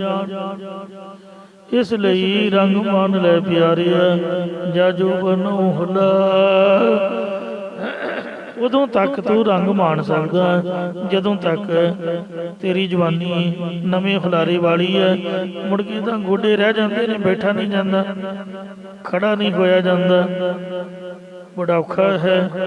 ਦਿਨ ਥੋੜ੍ਹੇ ਥੱਕੇ, ਤੇਰੇ ਦਿਨ ਬਹੁਤ ਘੱਟ ਨੇ, ਮੁੱਕਣ ਵਾਲੇ ਨੇ, ਥੋੜੇ ਰਹਿ ਗਏ ਨੇ। ਬਹੁ ਬੀਤੀ ਥੋੜੀ ਰਹੀ, ਬਹੁਤੀ ਬਤੀਤ ਹੋ ਗਈ ਹੈ। ਜਿਹੜੇ ਸਾਈਨ ਬੋਰਡ ਨੇ ਸਾਹਮਣੇ ਤੋਂ ਵੇਖਾਂਗੇ ਤਾਂ ਜਿੱਥੇ ਪਹੁੰਚਣਾ ਉਹ ਸਾਨੂੰ ਦਿਖੇਗਾ। ਜੇ ਘੁੰਮ ਕੇ ਪਿਛਲੇ ਪਾਸੇ ਵੇਖਾਂਗੇ ਕਿੰਨਾ ਚੱਲ ਆਏ ਆ ਉਹ ਦਿਖੇਗਾ। ਤੋ ਇੰਜ ਉਮਰ ਦੇ ਦਿਨ ਥੋੜੇ ਰਹਿ ਗਏ ਨੇ। ਭਇਆ ਪੁਰਾਣਾ ਚੋਲਾ, ਇਹ ਸਰੀਰ ਰੂਪੀ ਚੋਲਾ ਪੁਰਾਣਾ ਹੋ ਜਾਏਗਾ, ਫਿਰ ਸਿਮਰਨ ਨਹੀਂ ਹੋ ਸਕਦਾ। ਰਹਾਉ ਸੱਜਣ ਮੇਰੇ ਰੰਗੋਲੇ। ਇੱਕ ਸਾਡੀ ਗਲੀ ਦਾ ਮੁੰਡਾ ਬੜਾ ਹੀ ਸੋਹਣਾ ਨੌਜਵਾਨ, 26-27 ਸਾਲਾਂ ਦਾ, ਲੁਸ਼ ਲੁਸ਼ ਕਰਦਾ, ਸਰੀਰ ਚਿਹਰਾ ਦਗਦਾ ਕਰਦਾ ਹੈ, ਗੋਰਾ ਚਿੱਟਾ। ਮਾਂ ਦਾ ਪੁੱਤ ਪਲਿਆ ਪਲਾਇਆ, ਮਿੰਟਾਂ ਸਕਿੰਟਾਂ ਦੀ ਕੱਲ ਫਤਿਹ ਬੁਲਾ ਗਿਆ। ਕਾਕਾ ਰਮਨ ਸੁਹਾਣੇ ਵਾਲਾ ਦੁਕਾਨਦਾਰ, ਡਾਕਟਰਾਂ ਫੜ ਕੇ ਇੱਕ ਮਿੰਟ ਨਹੀਂ ਲਾਇਆ। 4 ਵਜੇ ਤੱਕ ਉਹਨੂੰ ਫੂਕ ਵੀ ਤਾ, ਉਹ ਵਿਚਾਰੇ ਰੋਂਦੇ ਰਹਿ ਗਏ, ਅੱਖਾਂ ਮਲਦੇ ਰਹਿ ਗਏ। ਕੀ ਆ ਬੰਦੇ ਦਾ ਭਰੋਸਾ, ਚਿਹਰਾ ਵੀ ਨਹੀਂ ਦਿਖਾਉਂਦੇ, ਲਾਸ਼ ਵੀ ਨਹੀਂ ਦਿੰਦੇ। ਕਿਹੋ ਜਿਹਾ ਮਾਹੌਲ ਆ ਗਿਆ, ਖੂਨ ਚਿੱਟਾ ਹੋ ਗਿਆ, ਕੋਈ ਆਪਣਾ ਜਾਪਦਾ ਹੀ ਨਹੀਂ, ਸਭ ਦੁਨੀਆ ਬਗਾਨੀ, ਕਿਸੇ ਤੇ ਭਰੋਸਾ ਕਰ ਹੀ ਨਹੀਂ ਸਕਦਾ ਇਨਸਾਨ। ਤੋ ਮਹਾਰਾਜ ਸੱਚੇ ਪਾਤਸ਼ਾਹ ਅਕਾਲ ਪੁਰਖੀ ਹੈ, ਰੱਬ ਹੀ ਰੱਖਾ, ਜਿੰਨਾ ਚ ਰੱਖੀ ਜਾਏ, ਬੰਦੇ ਦੇ ਵੱਸ ਦੀ ਕੋਈ ਗੱਲ ਨਹੀਂ ਹੈ। ਸੱਜਣ ਮੇਰੇ ਰੰਗਲੇ, ਆਨੰਦ ਦੇਣ ਵਾਲੇ, ਗੱਲਾਂ ਬਾਤਾਂ ਕਰਨ ਵਾਲੇ, ਆਉਂਦੇ ਜਾਂਦੇ ਮਿਲਦੇ ਜੁਲਦੇ, ਉਹ ਜਿਹੜੇ ਪਿਆਰੇ ਸੱਜਣ ਸੀਗੇ। ਜਾਏ ਸੁੱਤੇ ਜੀਰਾ, ਜਾ ਕੇ ਮੜੀਆਂ ਦੇ ਵਿੱਚ ਸੌਂ ਗਏ, ਉੱਠਦੇ ਹੀ ਨਹੀਂ। ਕਬਰਸਤਾਨ ਦੇ ਵਿੱਚ ਹਮੇਸ਼ਾ ਲਈ ਸੌਂ ਗਏ। ਹੰਗ ਪੀ ਮੰਜਾ ਡੁੰਮਣੀ, ਮੈਂ ਉਹਨਾਂ ਦੇ ਵਿਛੋੜੇ ਵਿੱਚ ਬੜੀ ਧੀਮੀ ਆਵਾਜ਼ ਦੇ ਨਾਲ ਰੋ ਰਹੀ ਹਾਂ। ਰੋਵਾਂ ਝੀਣੀ ਬਾਣ, ਪਰ ਮੈਨੂੰ ਸਮਝ ਨਹੀਂ ਆ ਰਹੀ ਕਿ ਮੈਂ ਵੀ ਦੁਚਿੱਤੀ ਹੋ ਕੇ ਉਧਰ ਨੂੰ ਹੀ ਚੱਲ ਪਵਾਂਗੀ। ਕੀ ਨਾ ਸੁਨੇ ਹੀ ਗੋਰੀਏ, ਇਹ ਸੁੰਦਰ ਜੀਵ ਰੂਪੀ ਇਸਤਰੀਏ, ਤੂੰ ਧਿਆਨ ਦੇ ਨਾਲ ਇਹ ਖਬਰ ਨੂੰ ਕਿਉਂ ਨਹੀਂ ਸੁਣਦੀ। ਆਪਣ ਕੰਨੀ ਸੋਏ, ਆਪਦੇ ਕੰਨਾਂ ਵਿੱਚ ਧਿਆਨ ਦੇ ਨਾਲ ਹੀ ਕੰਸੋਲ ਨੂੰ ਸੁਣ। ਦੁਨੀਆ ਤਰਾਹ ਤਰਾਹ ਕਰਦੀ ਪਈ ਤੇ ਘਬਰਾਈ ਹੋਈ ਹੈ ਸਾਰੀ ਸ੍ਰਿਸ਼ਟੀ। ਤੈਨੂੰ ਪਤਾ ਹੋਣਾ ਚਾਹੀਦਾ ਇਸ ਗੱਲ ਦਾ, ਧਿਆਨ ਰੱਖ। ਲਗੀ ਆਵੇ ਸਾਹੁਰ, ਧੀਆਂ ਵਿਆਹ ਕੇ ਪੇਕੇ ਘਰੋਂ ਸਹੁਰੇ ਘਰ ਜਾ ਰਹੀਆਂ ਨੇ। ਇੱਕ ਦਿਨ ਵਾਰੀ ਤੇਰੀ ਵੀ ਆ ਜਾਣੀ ਹੈ ਕਿ ਪੇਕਾ ਘਰ ਇਸ ਲੋਕ ਦਾ ਵਸੇਬਾ ਸਦਾ ਨਹੀਂ ਰਹਿ ਸਕਦਾ। ਨਿਤ ਨ ਪਈਆ ਹੋਏ, ਨਿਤ ਪੇਕਾ ਘਰ ਨਹੀਂ ਰਹਿਣਾ ਹੁੰਦਾ। ਸਹੁਰੇ ਘਰ ਕੋ ਲੋਕ ਜ਼ਰੂਰ ਪਰ ਜ਼ਰੂਰ ਜਾਣਾ ਪਵੇਗਾ। ਸਭਨਾ ਸਾਹੁਰੇ ਮੰਜਣਾ, ਸਭ ਮੁਕਲਾ ਮੁਨਹਾਰ। ਨਾਨਕ ਧਨ ਸੁਹਾਗਣੀ, ਜਿਨ ਸੇ ਨਾਲ ਪਿਆ। ਉਹ ਸੁਹਾਗਣ ਬੀਬੀਆਂ ਸੰਤਾਂ ਮਹਾਤਮਾ ਰੂਪੀ ਧਨ ਨੇ, ਜਿਨ੍ਹਾਂ ਦਾ ਪਤੀ ਪਰਮੇਸ਼ਰ ਨਾਲ ਪਿਆਰ ਹੈ। ਨਾਨਕ ਸੁੱਤੀ ਪਈ ਹੈ, ਜਿਹੜੀ ਪੇਕੇ ਘਰ ਦੇ ਵਿੱਚ ਸੁੱਤੀ ਹੋਈ ਰਹਿੰਦੀ ਹੈ। ਮਾਂ ਪਿਓ ਨੂੰ ਤਾਂ ਉਠਾਉਣਾ ਨਹੀਂ ਵੀ ਉੱਠਦੀ ਰਾਣੀ ਉੱਠ, ਉਹ ਕਹਿੰਦੇ ਕੋਈ ਨਹੀਂ ਹੋਰ ਸੌਂ ਲੈਂਦੇ, ਪਰ ਬੰਦੇ ਨੂੰ ਤਾਂ ਆਪ ਚਾਹੀਦਾ। ਅਗਲੇ ਘਰ ਤਾਂ ਨਹੀਂ ਇਸ ਤਰ੍ਹਾਂ ਚੱਲਣਾ। ਸੱਸ ਨੇ ਜਾਂਦਿਆਂ ਸਾਰੀ ਕਹਿਣਾ ਵੀ 6 ਵਜੇ ਰਸੋਈ 'ਚ ਹੋਣੀ ਚਾਹੀਦੀ ਹੈ। ਇਸ ਵਾਸਤੇ ਸਾਰਿਆਂ ਦੀ ਚਾਹ ਬਣਨੀ ਚਾਹੀਦੀ ਹੈ 6 ਵਜੇ। ਆਪਦਾ ਤਿਆਰ ਪਰ ਤਿਆਰ ਹੋ ਕੇ, ਜੇ ਉੱਠਣਾ ਹੀ 8 ਵਜੇ ਹੈ, ਕੋਈ ਆਦਤ ਨਹੀਂ ਪਈ ਹੋਊਗੀ, ਬੰਦਾ ਕੀ ਔਖਾ ਹੋਊਗਾ। ਪਰ ਤੂੰ ਸੁੱਤੀ ਪਈ ਹੈ। ਇਹ ਜੀਵ ਰੂਪ ਇਸਤਰੀਏ, ਇਸ ਲੋਕ ਦੇ ਵਿੱਚ ਤੂੰ ਗਫਲਤ ਦੀ ਮੋਹ ਦੀ ਨੀਂਦ ਵਿੱਚ ਸੁੱਤੀ ਪਈ ਹੈ। ਉੱਠ ਜਾਗ ਕੋ ਰਾੜੇ, ਮਾਰ ਨਹੀਂ ਤੂੰ ਇਸ ਜਹਾਨੋਂ ਜਾਵੇਂਗੀ। ਮੁੜ ਕਦਮ ਨਾ ਇੱਥੇ ਪਾਵੇਂਗੀ। ਮੁੜ ਕੇ ਤੇਰਾ ਇੱਥੇ ਆਉਣਾ ਨਹੀਂ ਹੋਣਾ। ਤੈਨੂੰ ਕਿਸੇ ਨੇ ਕਹਿਣਾ ਕਿ ਤੂੰ ਉੱਠ, ਉੱਠ ਕੇ ਸੰਗਤ ਵਿੱਚ ਜਾ। ਜਿਉਂਦੇ ਬੰਦੇ ਨੂੰ ਹੀ ਸਾਰੇ ਉਠਾਉਂਦੇ ਨੇ, ਮਰੇ ਨੂੰ ਨਹੀਂ ਕੋਈ ਉਠਾਉਂਦਾ ਹੈ। ਉਹਨੂੰ ਕਹਿੰਦੇ ਸੁੱਤਾ ਰਹਿਣ ਦੇ, ਕਬਰ 'ਚ ਪਾ ਕੇ ਮਿੱਟੀ ਪਾ ਦਿੰਦੇ ਨੇ ਵੀ ਸੁੱਤਾ ਰਹੋ। ਕਬੀਰ ਸੂਤਾ ਕਿਆ ਕਰੈ, ਉੱਠ ਕੇ ਨਾ ਜਪੈ ਮੁਰਾਰ। ਇੱਕ ਦਿਨ ਸੋਵਨ ਹੋਏ ਗੋ, ਲਾਮੇ ਗੋਟ ਪਸਾਰ। ਕਬੀਰ ਸੂਤਾ ਕਿਆ ਕਰੈ, ਬੈਠਾ ਰਹੋ ਅਰ ਜਾਗ। ਜਾ ਕੇ ਸੰਗ ਤੇ ਬਿਸਰਾ, ਤਾਹੀ ਕੇ ਸੰਗ ਲਾਗ। ਕਬੀਰ ਸੂਤਾ ਕਿਆ ਕਰੈ, ਜਾਗ ਰੋਏ ਪੈ ਦੁਖ। ਜਾ ਕਾ ਬਾਸਾ ਗੁਰ ਮੈਂ, ਸੋ ਕਿਉ ਸੁਵੈ ਸੁਖ। ਉੱਠ ਤੇ ਉੱਠ ਕੇ ਪੀਰ ਬਣ ਕੇ ਗੁਰੂ ਜੀ ਦੇ ਚਰਨਾਂ ਦੇ ਵਿੱਚ ਪਹੁੰਚ। ਜਾਣ ਵਿਰਤੀ ਸੰਨ, ਕਿਉਂ ਜਾਣੋ ਕਿ ਉਹਦੇ ਗੁਣਾਂ ਨੂੰ ਦਿਨ ਦਿਹਾੜੇ ਸੰਨ ਲੱਗ ਰਹੀ ਹੈ। ਜਿਹੜਾ ਮਹਾਰਾਜ ਦੇ ਆਖੇ ਲਾ ਕੇ ਜਾਗਦਾ ਨਹੀਂ ਹੈ। ਗੁਣਾ ਗਵਾਈ ਗੰਠੜੀ, ਅਵਗਣ ਚੱਲਣੀ ਬੰਨ। ਉਸ ਬੰਦੇ ਨੇ ਗੁਣਾਂ ਦੀ ਗੰਠੜੀ ਗਵਾ ਲਈ ਹੈ, ਇੱਥੇ ਅਵਗਣਾਂ ਦੀ ਪੰਡ ਬੰਨ ਕੇ ਅੱਗੇ ਪਰਲੋਕ ਨੂੰ ਜੀਵ ਰੂਪ ਇਸਤਰੀ ਲੈ ਤੁਰੀ ਹੈ। ਸੋ ਇਸ ਲਈ ਮਹਾਰਾਜ ਫਰਮਾਉਂਦੇ ਨੇ ਕਿ ਸਾਨੂੰ ਹਮੇਸ਼ਾ ਹੀ ਮੌਤ ਨੂੰ ਤੇ ਪਰਮਾਤਮਾ ਨੂੰ ਯਾਦ ਰੱਖਣਾ ਚਾਹੀਦਾ ਹੈ। ਵੇਲੇ ਦਾ ਕੋਈ ਪਤਾ ਨਹੀਂ ਹੈ। ਵਾਰੀ ਆਪੋ ਆਪਣੀ, ਸਭ ਆਪ ਆਪਣੀ ਵਾਰੀ ਦੇ ਅਨੁਸਾਰ ਸੰਸਾਰ ਤੋਂ ਚਲੇ ਜਾਂਦੇ ਹਨ।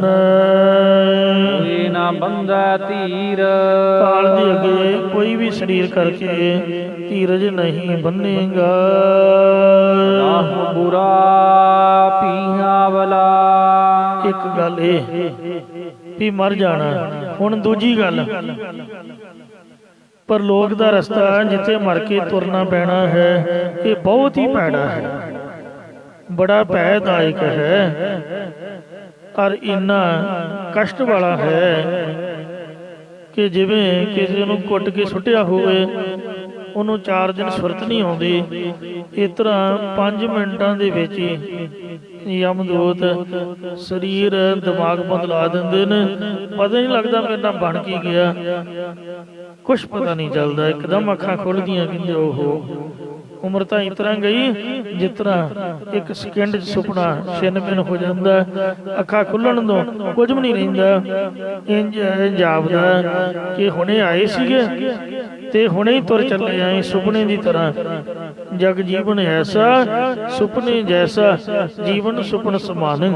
ਸਾਚ ਕਰ ਹਮ ਗਾਠ ਦੀਨੀ, ਛੋੜ ਪਰਮ ਨਿਦਾਨ। ਬਾਬਾ ਬੋਲਤੇ ਤੇ ਕਹਾਂਗੇ, देही के संग रहते, सुरत माही जो नृत्य करते, कथा वार्ता कहते रहा।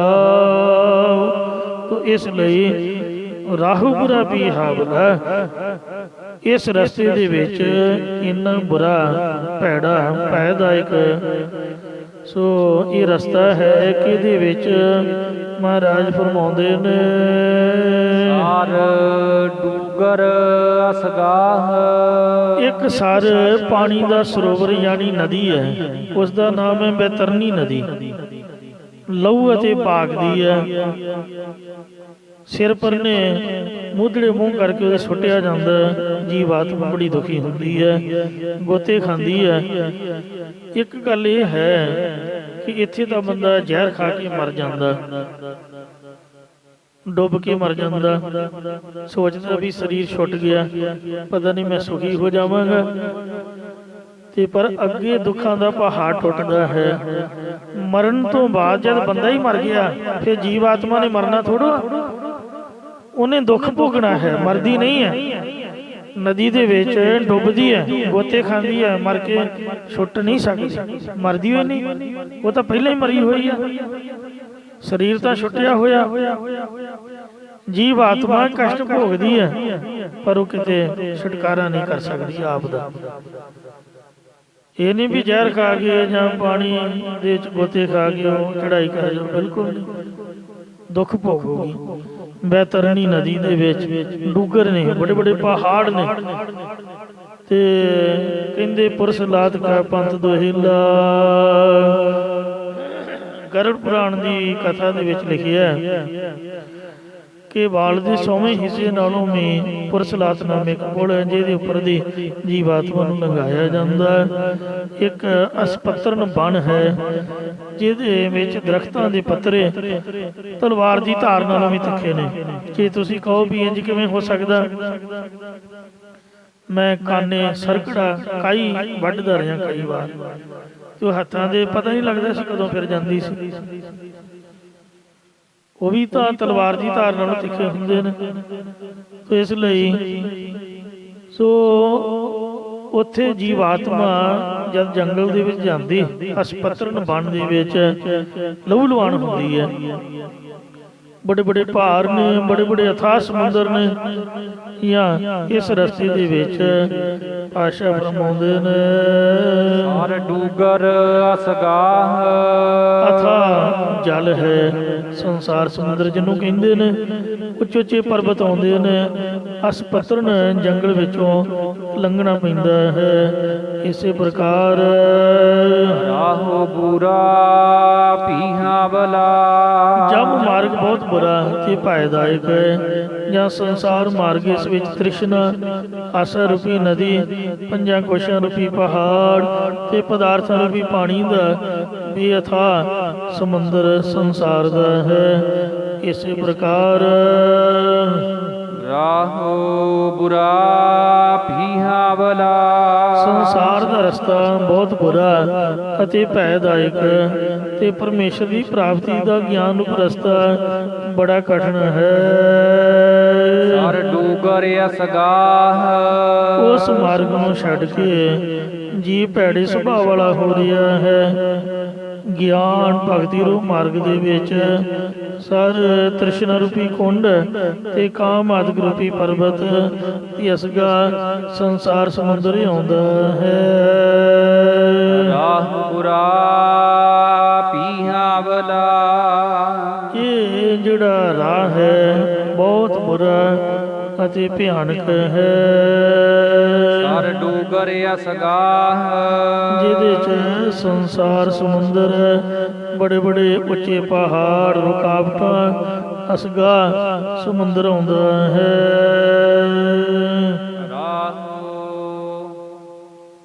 ਮੈਂ ਤਨ ਅਵਗਣ ਝੁਰਮੋਈ। ਮੇਰੇ ਤਨ ਸਰੀਰ ਦੇ ਵਿੱਚ ਬਹੁਤੇ ਔਗਣ ਹਨ, ਗੁਣ ਕੋਈ ਵੀ ਨਹੀਂ ਹੈ। ਇਸੇ ਕਰਕੇ ਮੇਰੇ ਚਿੱਤ ਦੀ ਬਿਰਤੀ ਔਗਣਾਂ ਦੇ ਸੰਗ ਕਰਕੇ ਝੁਰ ਝੁਰ ਕੇ ਮਰ ਰਹੀ ਹੈ। ਬਿਨ ਗੁਣ ਕਿਉ ਘਰ ਜਾ।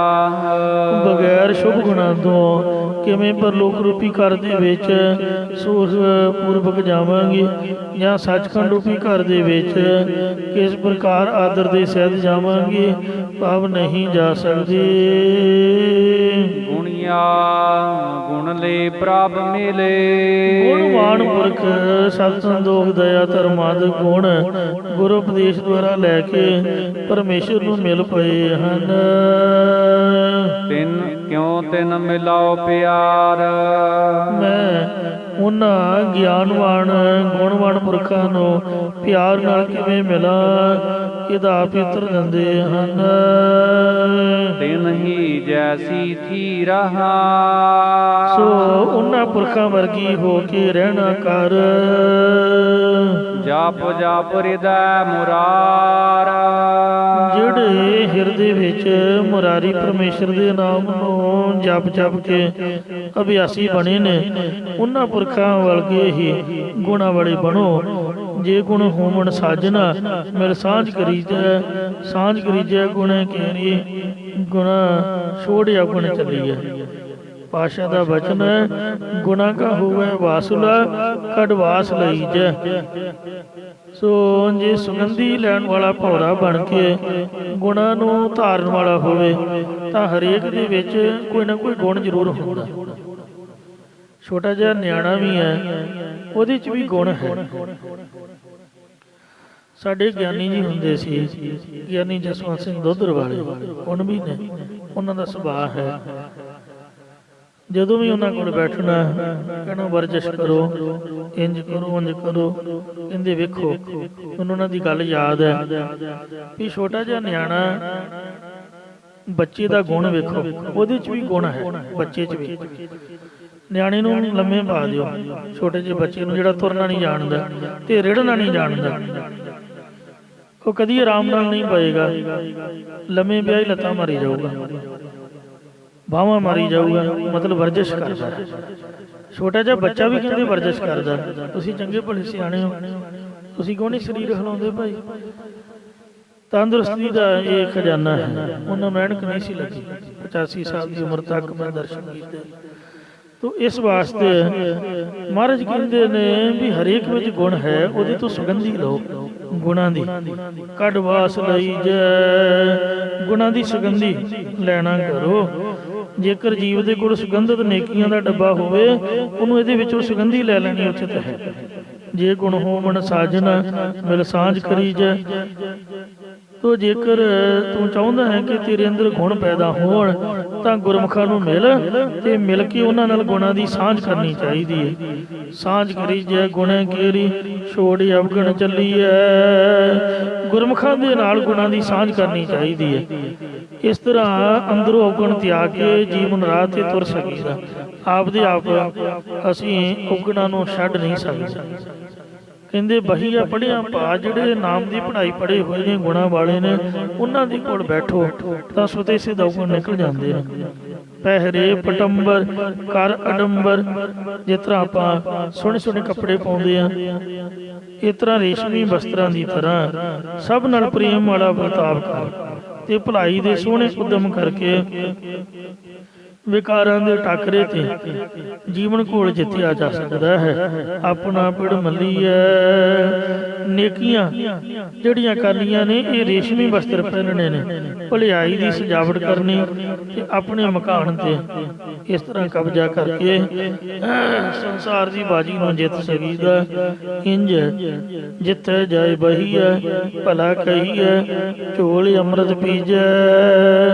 ਜਿੱਥੇ ਵੀ ਜਾ ਕੇ ਬੈਠੋ ਭਲੇ ਦਾ ਬਚਨ ਕਰੋ,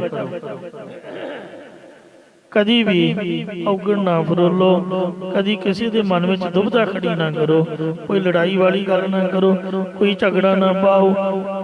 ਨਾਰਦ ਮੁਨੀ ਵਾਲਾ ਸੁਭਾਅ ਨਹੀਂ ਹੋਣਾ ਚਾਹੀਦਾ।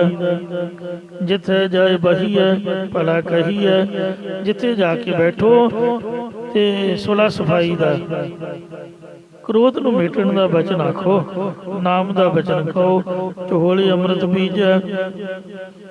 ਸੋ ਜਿਵੇਂ ਪਾਣੀ ਦੇ ਉੱਪਰ ਜਾਲ ਆਇਆ ਹੁੰਦਾ, ਉਹਨੂੰ ਪਾਸੇ ਕਰਕੇ ਥੱਲਿਓਂ ਪਾਣੀ ਪੀ ਲਈਦਾ।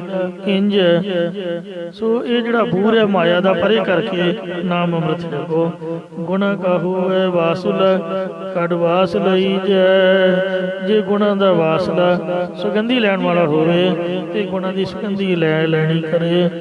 ਇਸ ਤਰ੍ਹਾਂ ਮਹਾਰਾਜ ਫਰਮਾਉਂਦੇ ਹਨ, ਗੁਣੀਆਂ ਗੁਣ ਲੈ ਪ੍ਰਭ ਮਿਲੇ। ਤੁਸੀਂ ਗੁਣਵਾਨ ਪੁਰਖਾਂ ਦੇ ਨਾਲ ਮਿਲੋ, ਜਿਨ੍ਹਾਂ 'ਚ ਸਤ ਹੈ, ਸੰਤੋਖ ਹੈ, ਦਇਆ ਹੈ, ਧਰਮ ਆਦਿਕ ਗੁਣ ਨੇ। ਉਹਨਾਂ ਸੰਤਾਂ ਨਾਲ ਮਿਲ ਕੇ ਗੁਰੂ ਉਪਦੇਸ਼ ਦੁਆਰਾ ਲੈ ਕੇ ਪ੍ਰਮਾਤਮਾ ਨੂੰ ਮਿਲ ਪਵੋ। ਜੋ ਤਿਨ ਮਿਲਾਓ ਪਿਆਰ, ਮੈਂ ਉਹਨਾਂ ਗੁਣਵਾਨ ਪੁਰਖਾਂ ਨੂੰ ਪਿਆਰ ਨਾਲ ਕਿਵੇਂ ਮਿਲਾਂ ਤਾਂ ਮਹਾਰਾਜ ਉੱਤਰ ਬਖਸ਼ਦੇ ਨੇ। ਤਿਨ ਹੀ ਜੈਸੀ ਥੀ ਰਹਾ, ਉਹਨਾਂ ਦੇ ਵਰਗੀ ਹੀ ਹੋ ਕੇ ਰਹਾ। ਜਿਵੇਂ ਗੁਰੂ ਸਾਹਿਬ ਨੇ ਸਾਨੂੰ ਅੰਮ੍ਰਿਤ ਛਕਾਇਆ, ਅੰਮ੍ਰਿਤ ਛਕੀਏ, ਪੰਜਾਂ ਕਾਰਾਂ ਦੀ ਰਹਿਤ ਰਖਾਈ ਹੈ, ਪੰਜ ਕਾਰ ਧਾਰਨ ਕਰੀਏ, ਚੌਂ ਬੱਜਰ ਕਰਹਿਤਾਂ ਤੋਂ ਬਚਨ ਲਈ ਆਗਿਆ ਕੀਤੀ ਹੈ, ਕਰਹਿਤਾਂ ਤੋਂ ਬਚ ਕੇ ਰਹੀਏ। ਸੰਤਾਂ ਦਾ ਜੀਵਨ ਕੈਸਾ, ਜਾਂ ਨਾਨਕ ਤੋੜ ਮੰਗੈ ਤਿਸ ਗੁਰ ਸਿੱਖੀਏ, ਜੋ ਆਪ ਜਪੈ ਅਵਰੈ ਨਾਮ ਜਪਾਵੈ। ਇੰਜ ਤਿਨ ਹੀ ਜੈਸੀ ਥੀ ਰਹਾ, ਉਹਨਾਂ ਪੁਰਖਾਂ ਵਰਗੀ ਹੀ ਨਾਮ ਜਪ ਕੇ ਉਹ ਰਹਿਣਾ ਕਰਾਂ। ਤਿਨ ਹੀ ਜੈਸੀ ਥੀ ਰਹਾ, ਜਪ ਜਪ ਹਿਰਦੈ ਮੁਰਾਦ। ਹਿਰਦੇ ਵਿੱਚ ਮੁਰਾਰੀ ਪਰਮੇਸ਼ਰ ਦੇ ਨਾਮ ਨੂੰ ਜਪ ਜਪ ਕੇ ਉਹਨਾਂ ਸੰਤਾਂ ਵਰਗੀ ਹੋ ਕੇ ਰਹਿਣਾ ਕਰਾਂ। ਇਸੇ ਪ੍ਰਕਾਰ ਜਪ ਤਿਸ ਤਿਨ ਹੀ ਜੈਸੀ ਥੀ ਰਹਾ, ਉਹਨਾਂ ਵਰਗੀ ਹੀ ਹੋ ਕੇ ਤਾਂ ਰਹਾ। ਜਪ ਜਪ ਹਿਰਦੈ ਮੁਰਾਰ। ਇਹ ਭਾਈ ਜਦ ਪਿਆਰ ਨਾਲ ਜਪਣੇ ਯੋਗ ਮੁਰਾਰੀ ਪਰਮੇਸ਼ਰ ਦੇ ਨਾਮ ਨੂੰ ਹਿਰਦੇ ਵਿੱਚ ਜਪਣਾ ਕਰਾਂਗੇ ਤਾਂ ਹੀ ਉਹਨਾਂ ਵਰਗੇ ਹੋਵਾਂਗੇ। ਗੱਲਾਂ ਦੇ ਨਾਲ ਤਾਂ ਹੋ ਨਹੀਂ ਸਕਣਾ। ਜਦ ਉਪਦੇਸ਼ ਮੰਨਾਂਗੇ ਤਾਂ ਹੀ ਉਹਨਾਂ ਵਰਗੇ ਬਣਾਂਗੇ। ਜਦ ਮੁਰਾਰੀ ਪਰਮੇਸ਼ਰ ਨੂੰ ਜਪ ਕੇ ਸਾਰੇ ਔਗਣ ਹਿਰਦੇ ਵਿੱਚੋਂ ਜ਼ਬਤ ਹੋ ਜਾਣਗੇ, ਔਗਣ ਛੱਡਾਂਗੇ ਤੇ ਤਾਂ ਹੀ ਗੁਣਾਂ ਵਾਲਿਆਂ ਨਾਲ ਮਿਲਾਂਗੇ। ਫਿਰ ਸਰੂਪ ਦੇ ਗਿਆਨ ਨੂੰ ਜਾਣ ਲਵਾਂਗੇ। ਫਿਰ ਉਹਨਾਂ ਪੁਰਖਾਂ ਵਰਗੇ ਹੀ ਤੇਰੀ ਬਿਰਤੀ ਹੋ ਰਹਿਣਾ ਕਰੇਗੀ। ਆਪ ਗੁਣੀ ਭਰਪੂਰ ਹੈ। ਇਹ ਜਿਹੜੀ ਦੇਹ ਹੈ ਇਹ ਰੱਬ ਨੇ ਬਣਾਈ ਔਗਣਾਂ ਵਾਲੀ ਹੈ। ਮੈਨੂੰ ਮਾਫ ਕਰਨਾ, ਕਾਮ ਜੇ ਨਾ ਹੋਵੇ ਤੇ ਦੁਨੀਆ ਚੱਲੇ ਕਿਵੇਂ? ਜੇ ਬੰਦੇ 'ਚ ਕ੍ਰੋਧ ਨਾ ਹੋਵੇ ਤੇ ਕੀੜੀਆਂ ਖਾ ਜਾਣ। ਆ ਛੋਟੇ ਜਿਹੇ ਨਿਆਣੇ ਨੂੰ ਤੁਸੀਂ ਉਹ ਹੀ ਪਾ ਦਿਓ, ਕਾਂ ਹੀ ਠੂੰਗੇ ਮਾਰ ਮਾਰ ਕੇ। ਆ ਕੁੱਤੇ ਨੋਚ ਨੋਚ ਕੇ, ਮਾਫ ਕਰਨਾ ਅਖਬਾਰਾਂ 'ਚ ਕਈ ਕੁਛ ਆਉਂਦਾ, ਕਿਉਂਕਿ ਬੱਚੇ 'ਚ ਬਲ ਨਹੀਂ ਹੈ। ਤੋ ਜੇ ਬੰਦੇ 'ਚ ਐਕਟੀਵਿਟੀ ਨਾ, ਕ੍ਰੋਧ ਨਾ ਹੋਏ ਤੇ ਲੋਕ ਤਾਂ ਰਾਤ ਰੋਟੀ ਖਾ ਕੇ ਸੌਣ ਹੀ ਨਾ ਦੇਣ। ਖੋਹ ਖਿੰਝ ਕੇ ਇੱਕ ਦੂਜੇ ਨੂੰ ਕਹਿਣ ਵੀ ਇਹ ਤਾਂ ਕੌਣ ਹੈ, ਕੋਈ ਰਹਿਣ ਨਾ ਦੇਵੇ, ਕੋਈ ਬਹਿਣ ਨਾ ਦੇਵੇ। ਥੋੜੀ ਤੜ ਹੋਣੀ ਚਾਹੀਦੀ। ਮਤਲਬ ਸਰੀਰ ਬਣਾਇਆ ਰੱਬ ਨੇ ਵਿਕਾਰੀ ਹੈ, ਇਹ ਚੌਗੁਣ ਰਹਿਣੇ ਹਨ। ਕਾਮ ਵੀ ਰਹਿਣਾ ਹੈ, ਕ੍ਰੋਧ ਨੇ ਵੀ ਰਹਿਣਾ ਹੈ, ਲੋਭ ਵੀ ਹੈ, ਇਹਦੇ ਚ ਮੋਹ ਵੀ ਹੈ। ਜੇ ਮੋਹ ਨਾ ਹੋਵੇ ਤਾਂ ਫਿਰ ਬੱਚੇ ਦੀ ਪਾਲਣਾ ਮਾਂ ਕਿਵੇਂ ਕਰੇ? ਮੋਹ ਪਿਆਰ ਦੇ ਨਾਲ ਹੀ ਤਾਂ ਸਾਰੇ ਰਿਸ਼ਤੇ ਬਣਦੇ ਨੇ, ਸੰਸਾਰ ਚੱਲਦਾ ਹੀ ਇਹਨਾਂ ਚੀਜ਼ਾਂ ਨਾਲ। ਅਹੰ ਭਾਵ ਹੰਕਾਰ ਨਾ ਹੋਵੇ ਤਾਂ ਫਿਰ ਤਾਂ ਵੀ ਗੁਜ਼ਾਰਾ ਨਹੀਂ ਹੈ। ਉਹਦੇ ਨਾਲ ਹੀ ਤਾਂ ਕਾਰੋਬਾਰ, ਘਰ-ਬਾਰ ਸਾਰਾ ਕੁਛ ਆਪਣਾ ਜਾਣ ਕੇ ਆਪਾਂ ਕਰਦੇ ਹਾਂ। ਜੇ ਇੱਕਦਮ ਹੀ ਮੋਹ ਟੁੱਟ ਜਾਏ ਤੇ ਕੁਛ ਵੀ ਨਾ ਬੰਦਾ ਸਮਝੇ, ਫਿਰ ਕਾਰੋਬਾਰ ਕਿਵੇਂ ਕਰੇ? ਸੋਚੇ ਵੀ ਇਹ ਤਾਂ ਮੇਰਾ ਹੈ ਹੀ ਨਹੀਂ। ਤੋ ਇਸ ਤਰੀਕੇ ਦੇ ਨਾਲ ਅਵਗੁਣੀ ਭਰਪੂਰ ਹੈ। ਇਹ ਸਰੀਰ ਅਵਗੁਣਾਂ ਦੇ ਨਾਲ ਭਰਿਆ ਪਿਆ ਹੈ। ਸਭ ਤੋਂ ਵੱਡੀਆਂ 5 ਬਿਮਾਰੀਆਂ ਤੇ ਨਿਕਲ ਨਹੀਂ ਸਕਦੀਆਂ। ਬਸ ਇਹਨੂੰ ਸੁਧਾਰਨਾ ਹੈ, ਚੰਗੇ ਪਾਸੇ ਲਾਉਣਾ ਹੈ। ਅਵਗੁਣਾਂ ਦੇ ਨਾਲ ਇਹ ਸਾਡੀ ਤੇ ਲਬਾਲਬ ਭਰੀ ਹੋਈ ਹੈ। ਜਿਸ ਤਰ੍ਹਾਂ ਪਾਣੀ ਮਾੜਾ ਨਹੀਂ ਹੈ, ਜਿੰਨਾ ਚਿਰ ਭਾਖੜਾ ਬੰਨ ਨਹੀਂ ਸੀ ਬੰਨਿਆ, ਫਲੱਡਾਂ ਦੇ ਰੂਪ ਦੇ ਵਿੱਚ ਕਿੰਨਾ ਨੁਕਸਾਨ ਕਰਦਾ, ਤੇ ਜਦੋਂ ਬੰਨ ਬਣ ਗਿਆ ਵੇਖੋ ਕਿੰਨੀ ਬਿਜਲੀ ਉਹਦੇ ਤੋਂ ਪੈਦਾ ਹੁੰਦੀ ਹੈ, ਕਿੰਨਾ ਉਹਦੇ ਤੋਂ ਸੁੱਖ ਮਿਲ ਰਿਹਾ। ਟਰਬਾਈਨਾਂ ਚੱਲ ਰਹੀਆਂ ਨੇ। ਪੁਰਾਣੇ ਸਮਿਆਂ 'ਚ ਘਰਾਟ ਚੱਲਦੇ ਹੁੰਦੇ ਸੀ, ਘੱਟ ਆਦਿਕ ਪੀਂਦੇ ਸਨ। ਇਉਂ ਹਰੇਕ ਚੀਜ਼ ਭਾਵੇਂ ਵੇਖਣ ਨੂੰ ਉਹ ਮਾੜੀ ਜਾਪਦੀ ਹੈ। ਜਿਹੜੇ ਝੋਟੇ ਨੇ, ਵੱਡੇ ਵੱਡੇ ਸਾਨ ਨੇ, ਜੇ ਇਹਨਾਂ ਅੱਗੇ ਕੋਈ ਆਮ ਅਣਜਾਣ ਚਲਾ ਜਾਏ ਤੇ ਸਿੰਘਾਂ ਦੇ ਚੌਕੇ ਮਾਰਨਗੇ ਪਰ ਪਟਕਾ ਕੇ। ਤੇ ਪਰ ਜੇ ਗੱਡੇ ਅੱਗੇ ਜੋ ਲਈਏ, ਦਿਮਾਗ ਦੀ ਖੇਡ ਹੈ, ਉਹ ਤੋਂ ਫਾਇਦਾ ਕਿਵੇਂ ਲੈਣਾ? ਤਾਂ ਬੰਦੇ ਨੇ ਲੈਣਾ। ਤੋ ਇਸ ਵਾਸਤੇ ਪੱਠੇ ਦੱਥੇ ਜੋ ਮਰਜ਼ੀ ਉਹਦੇ ਕੋਲ ਕੰਮ ਕਰਾਈ ਜਾਓ। ਹਰੇਕ ਚੀਜ਼ ਜਿਹੜੀ ਮਾੜੀ ਹੈ ਉਹਦੇ ਤੋਂ ਆਪਾਂ ਲਾਭ ਲੈ ਸਕਦੇ ਹਾਂ। ਜੇ ਅਵਗੁਣਾਂ ਦੇ ਨਾਲ ਭਰਿਆ ਪਿਆ ਹੈ ਤਾਂ ਇਹ ਵੀ ਸੋ ਇਹਦੇ ਤੋਂ ਲਾਭ ਆ ਸਕਦਾ ਹੈ। ਜੇ ਕਾਮ ਨੂੰ ਵਸਤੂ ਵਿਚਾਰ ਵਿੱਚ ਬਦਲ ਦਈਏ, ਕ੍ਰੋਧ ਨੂੰ ਵੀ ਰਸ ਦੇ ਵਿੱਚ ਤਬਦੀਲ ਕਰ ਦਈਏ, ਲੋਭ ਨੂੰ ਨਾਮ ਦੇ ਵਿੱਚ, ਸੰਗਤ ਦੇ ਵਿੱਚ, ਇਸ ਪਾਸੇ ਲਾਲਚ ਦੇ ਵਿੱਚ ਲਾਈਏ ਕਿ ਇਸ ਸੇਵਾ ਸਿਮਰਨ ਕਰੇਗਾ ਤੇਰਾ ਭਲਾ ਹੋਏਗਾ। ਮੋਹ ਗੁਰੂ ਦੀ ਬਾਣੀ ਨਾਲ ਪਾ ਰਹੀ ਹੈ। ਮਾਣ ਕਰੋ ਤੁਦੇ ਉੱਪਰੇ, ਹੰਕਾਰ ਨੂੰ ਆਪ ਦੇ ਗੁਰੂ ਦੇ ਉੱਪਰ ਮਾਣ ਦੇ ਰੂਪ ਦੇ ਵਿੱਚ ਬਦਲ ਲਈਏ, ਕਿੰਨਾ ਚੰਗਾ ਹੋਵੇ। ਜੇ ਕਮਲ ਦਾ ਫੁੱਲ ਹੈ ਤੇ ਕੰਡਾ ਵੀ ਉਹਦੇ ਨਾਲ ਰਹੇਗਾ, ਕੰਡੇ ਨੇ ਤਾਂ ਨਾਲ ਹੀ ਰਹਿਣਾ ਹੈ। ਜੇ ਗੁਲਾਬ ਦਾ ਫੁੱਲ ਹੈ ਤੇ ਕੰਡਾ ਉਹਦੇ ਨਾਲ ਹੈ। ਜੇ ਕਮਲ ਦਾ ਫੁੱਲ ਹੈ ਤੇ ਉਹ ਚਿੱਕੜ ਉਹਦੇ ਜੜ੍ਹਾਂ ਦੇ ਵਿੱਚ, ਚਿੱਕੜ ਤੋਂ ਬਗੈਰ ਉਹ ਪੈਦਾ ਹੀ ਨਹੀਂ ਹੁੰਦਾ। ਪਾਣੀ ਦੇ ਵਿੱਚ ਚਿੱਕੜ ਵੀ ਹੈ, ਜਾਲਾ ਵੀ ਹੈ, ਡੱਡੀਆਂ ਵੀ ਨੇ, ਮੱਛੀਆਂ ਵੀ ਨੇ। ਤੇ ਇਸ ਵਾਸਤੇ ਜਿਹੜੇ ਭੌਰੇ ਨੇ ਉਹ ਫੁੱਲ ਦਾ ਗੁਣ ਗ੍ਰਹਿਣ ਕਰਦੇ ਨੇ। ਗੁਲਾਬ ਦਾ ਫੁੱਲ ਕੰਡੇ ਨੂੰ ਪਾਸੇ ਕਰਕੇ, ਆ ਬੇਰੀ ਵੀ ਤਾਂ ਕੰਡਿਆਂ ਵਾਲੀ ਹੁੰਦੀ ਹੈ, ਪਰ ਬੇਰ ਕਿੱਡੇ ਮਿੱਠੇ ਹੁੰਦੇ ਨੇ। ਆ ਜਿਹੜਾ ਸ਼ਹਿਦ ਹੈ, ਨਿੱਕੀ ਜਿਹੀ ਮੱਖੀ ਜੇ ਬੰਦੇ ਦੇ ਲੜ ਜਾਏ ਉਹਦਾ ਬਲੱਡ ਪ੍ਰੈਸ਼ਰ ਘਟਾ ਦਿੰਦੀ ਹੈ, ਪਰ ਜਦ ਇਕੱਠੀਆਂ ਹੋ ਜਾਣ ਸ਼ਹਿਦ ਪੈਦਾ ਕਰ ਦਿੰਦੀਆਂ। ਹੈ ਕੌੜੀਆਂ, ਵੇਖੋ ਕਿੰਨਾ ਸੁਭਾਅ ਇਹਨਾਂ ਦਾ ਕੌੜਾ, ਕਿੰਨੀਆਂ ਜ਼ਹਿਰੀਲੀਆਂ ਨੇ, ਪਰ ਉਹਨਾਂ 'ਚ ਵੀ ਰੱਬ ਨੇ ਗੁਣ ਭਰਿਆ ਵੀ ਉਹ ਮਿਠਾਸ ਪੈਦਾ ਕਰਦੀਆਂ।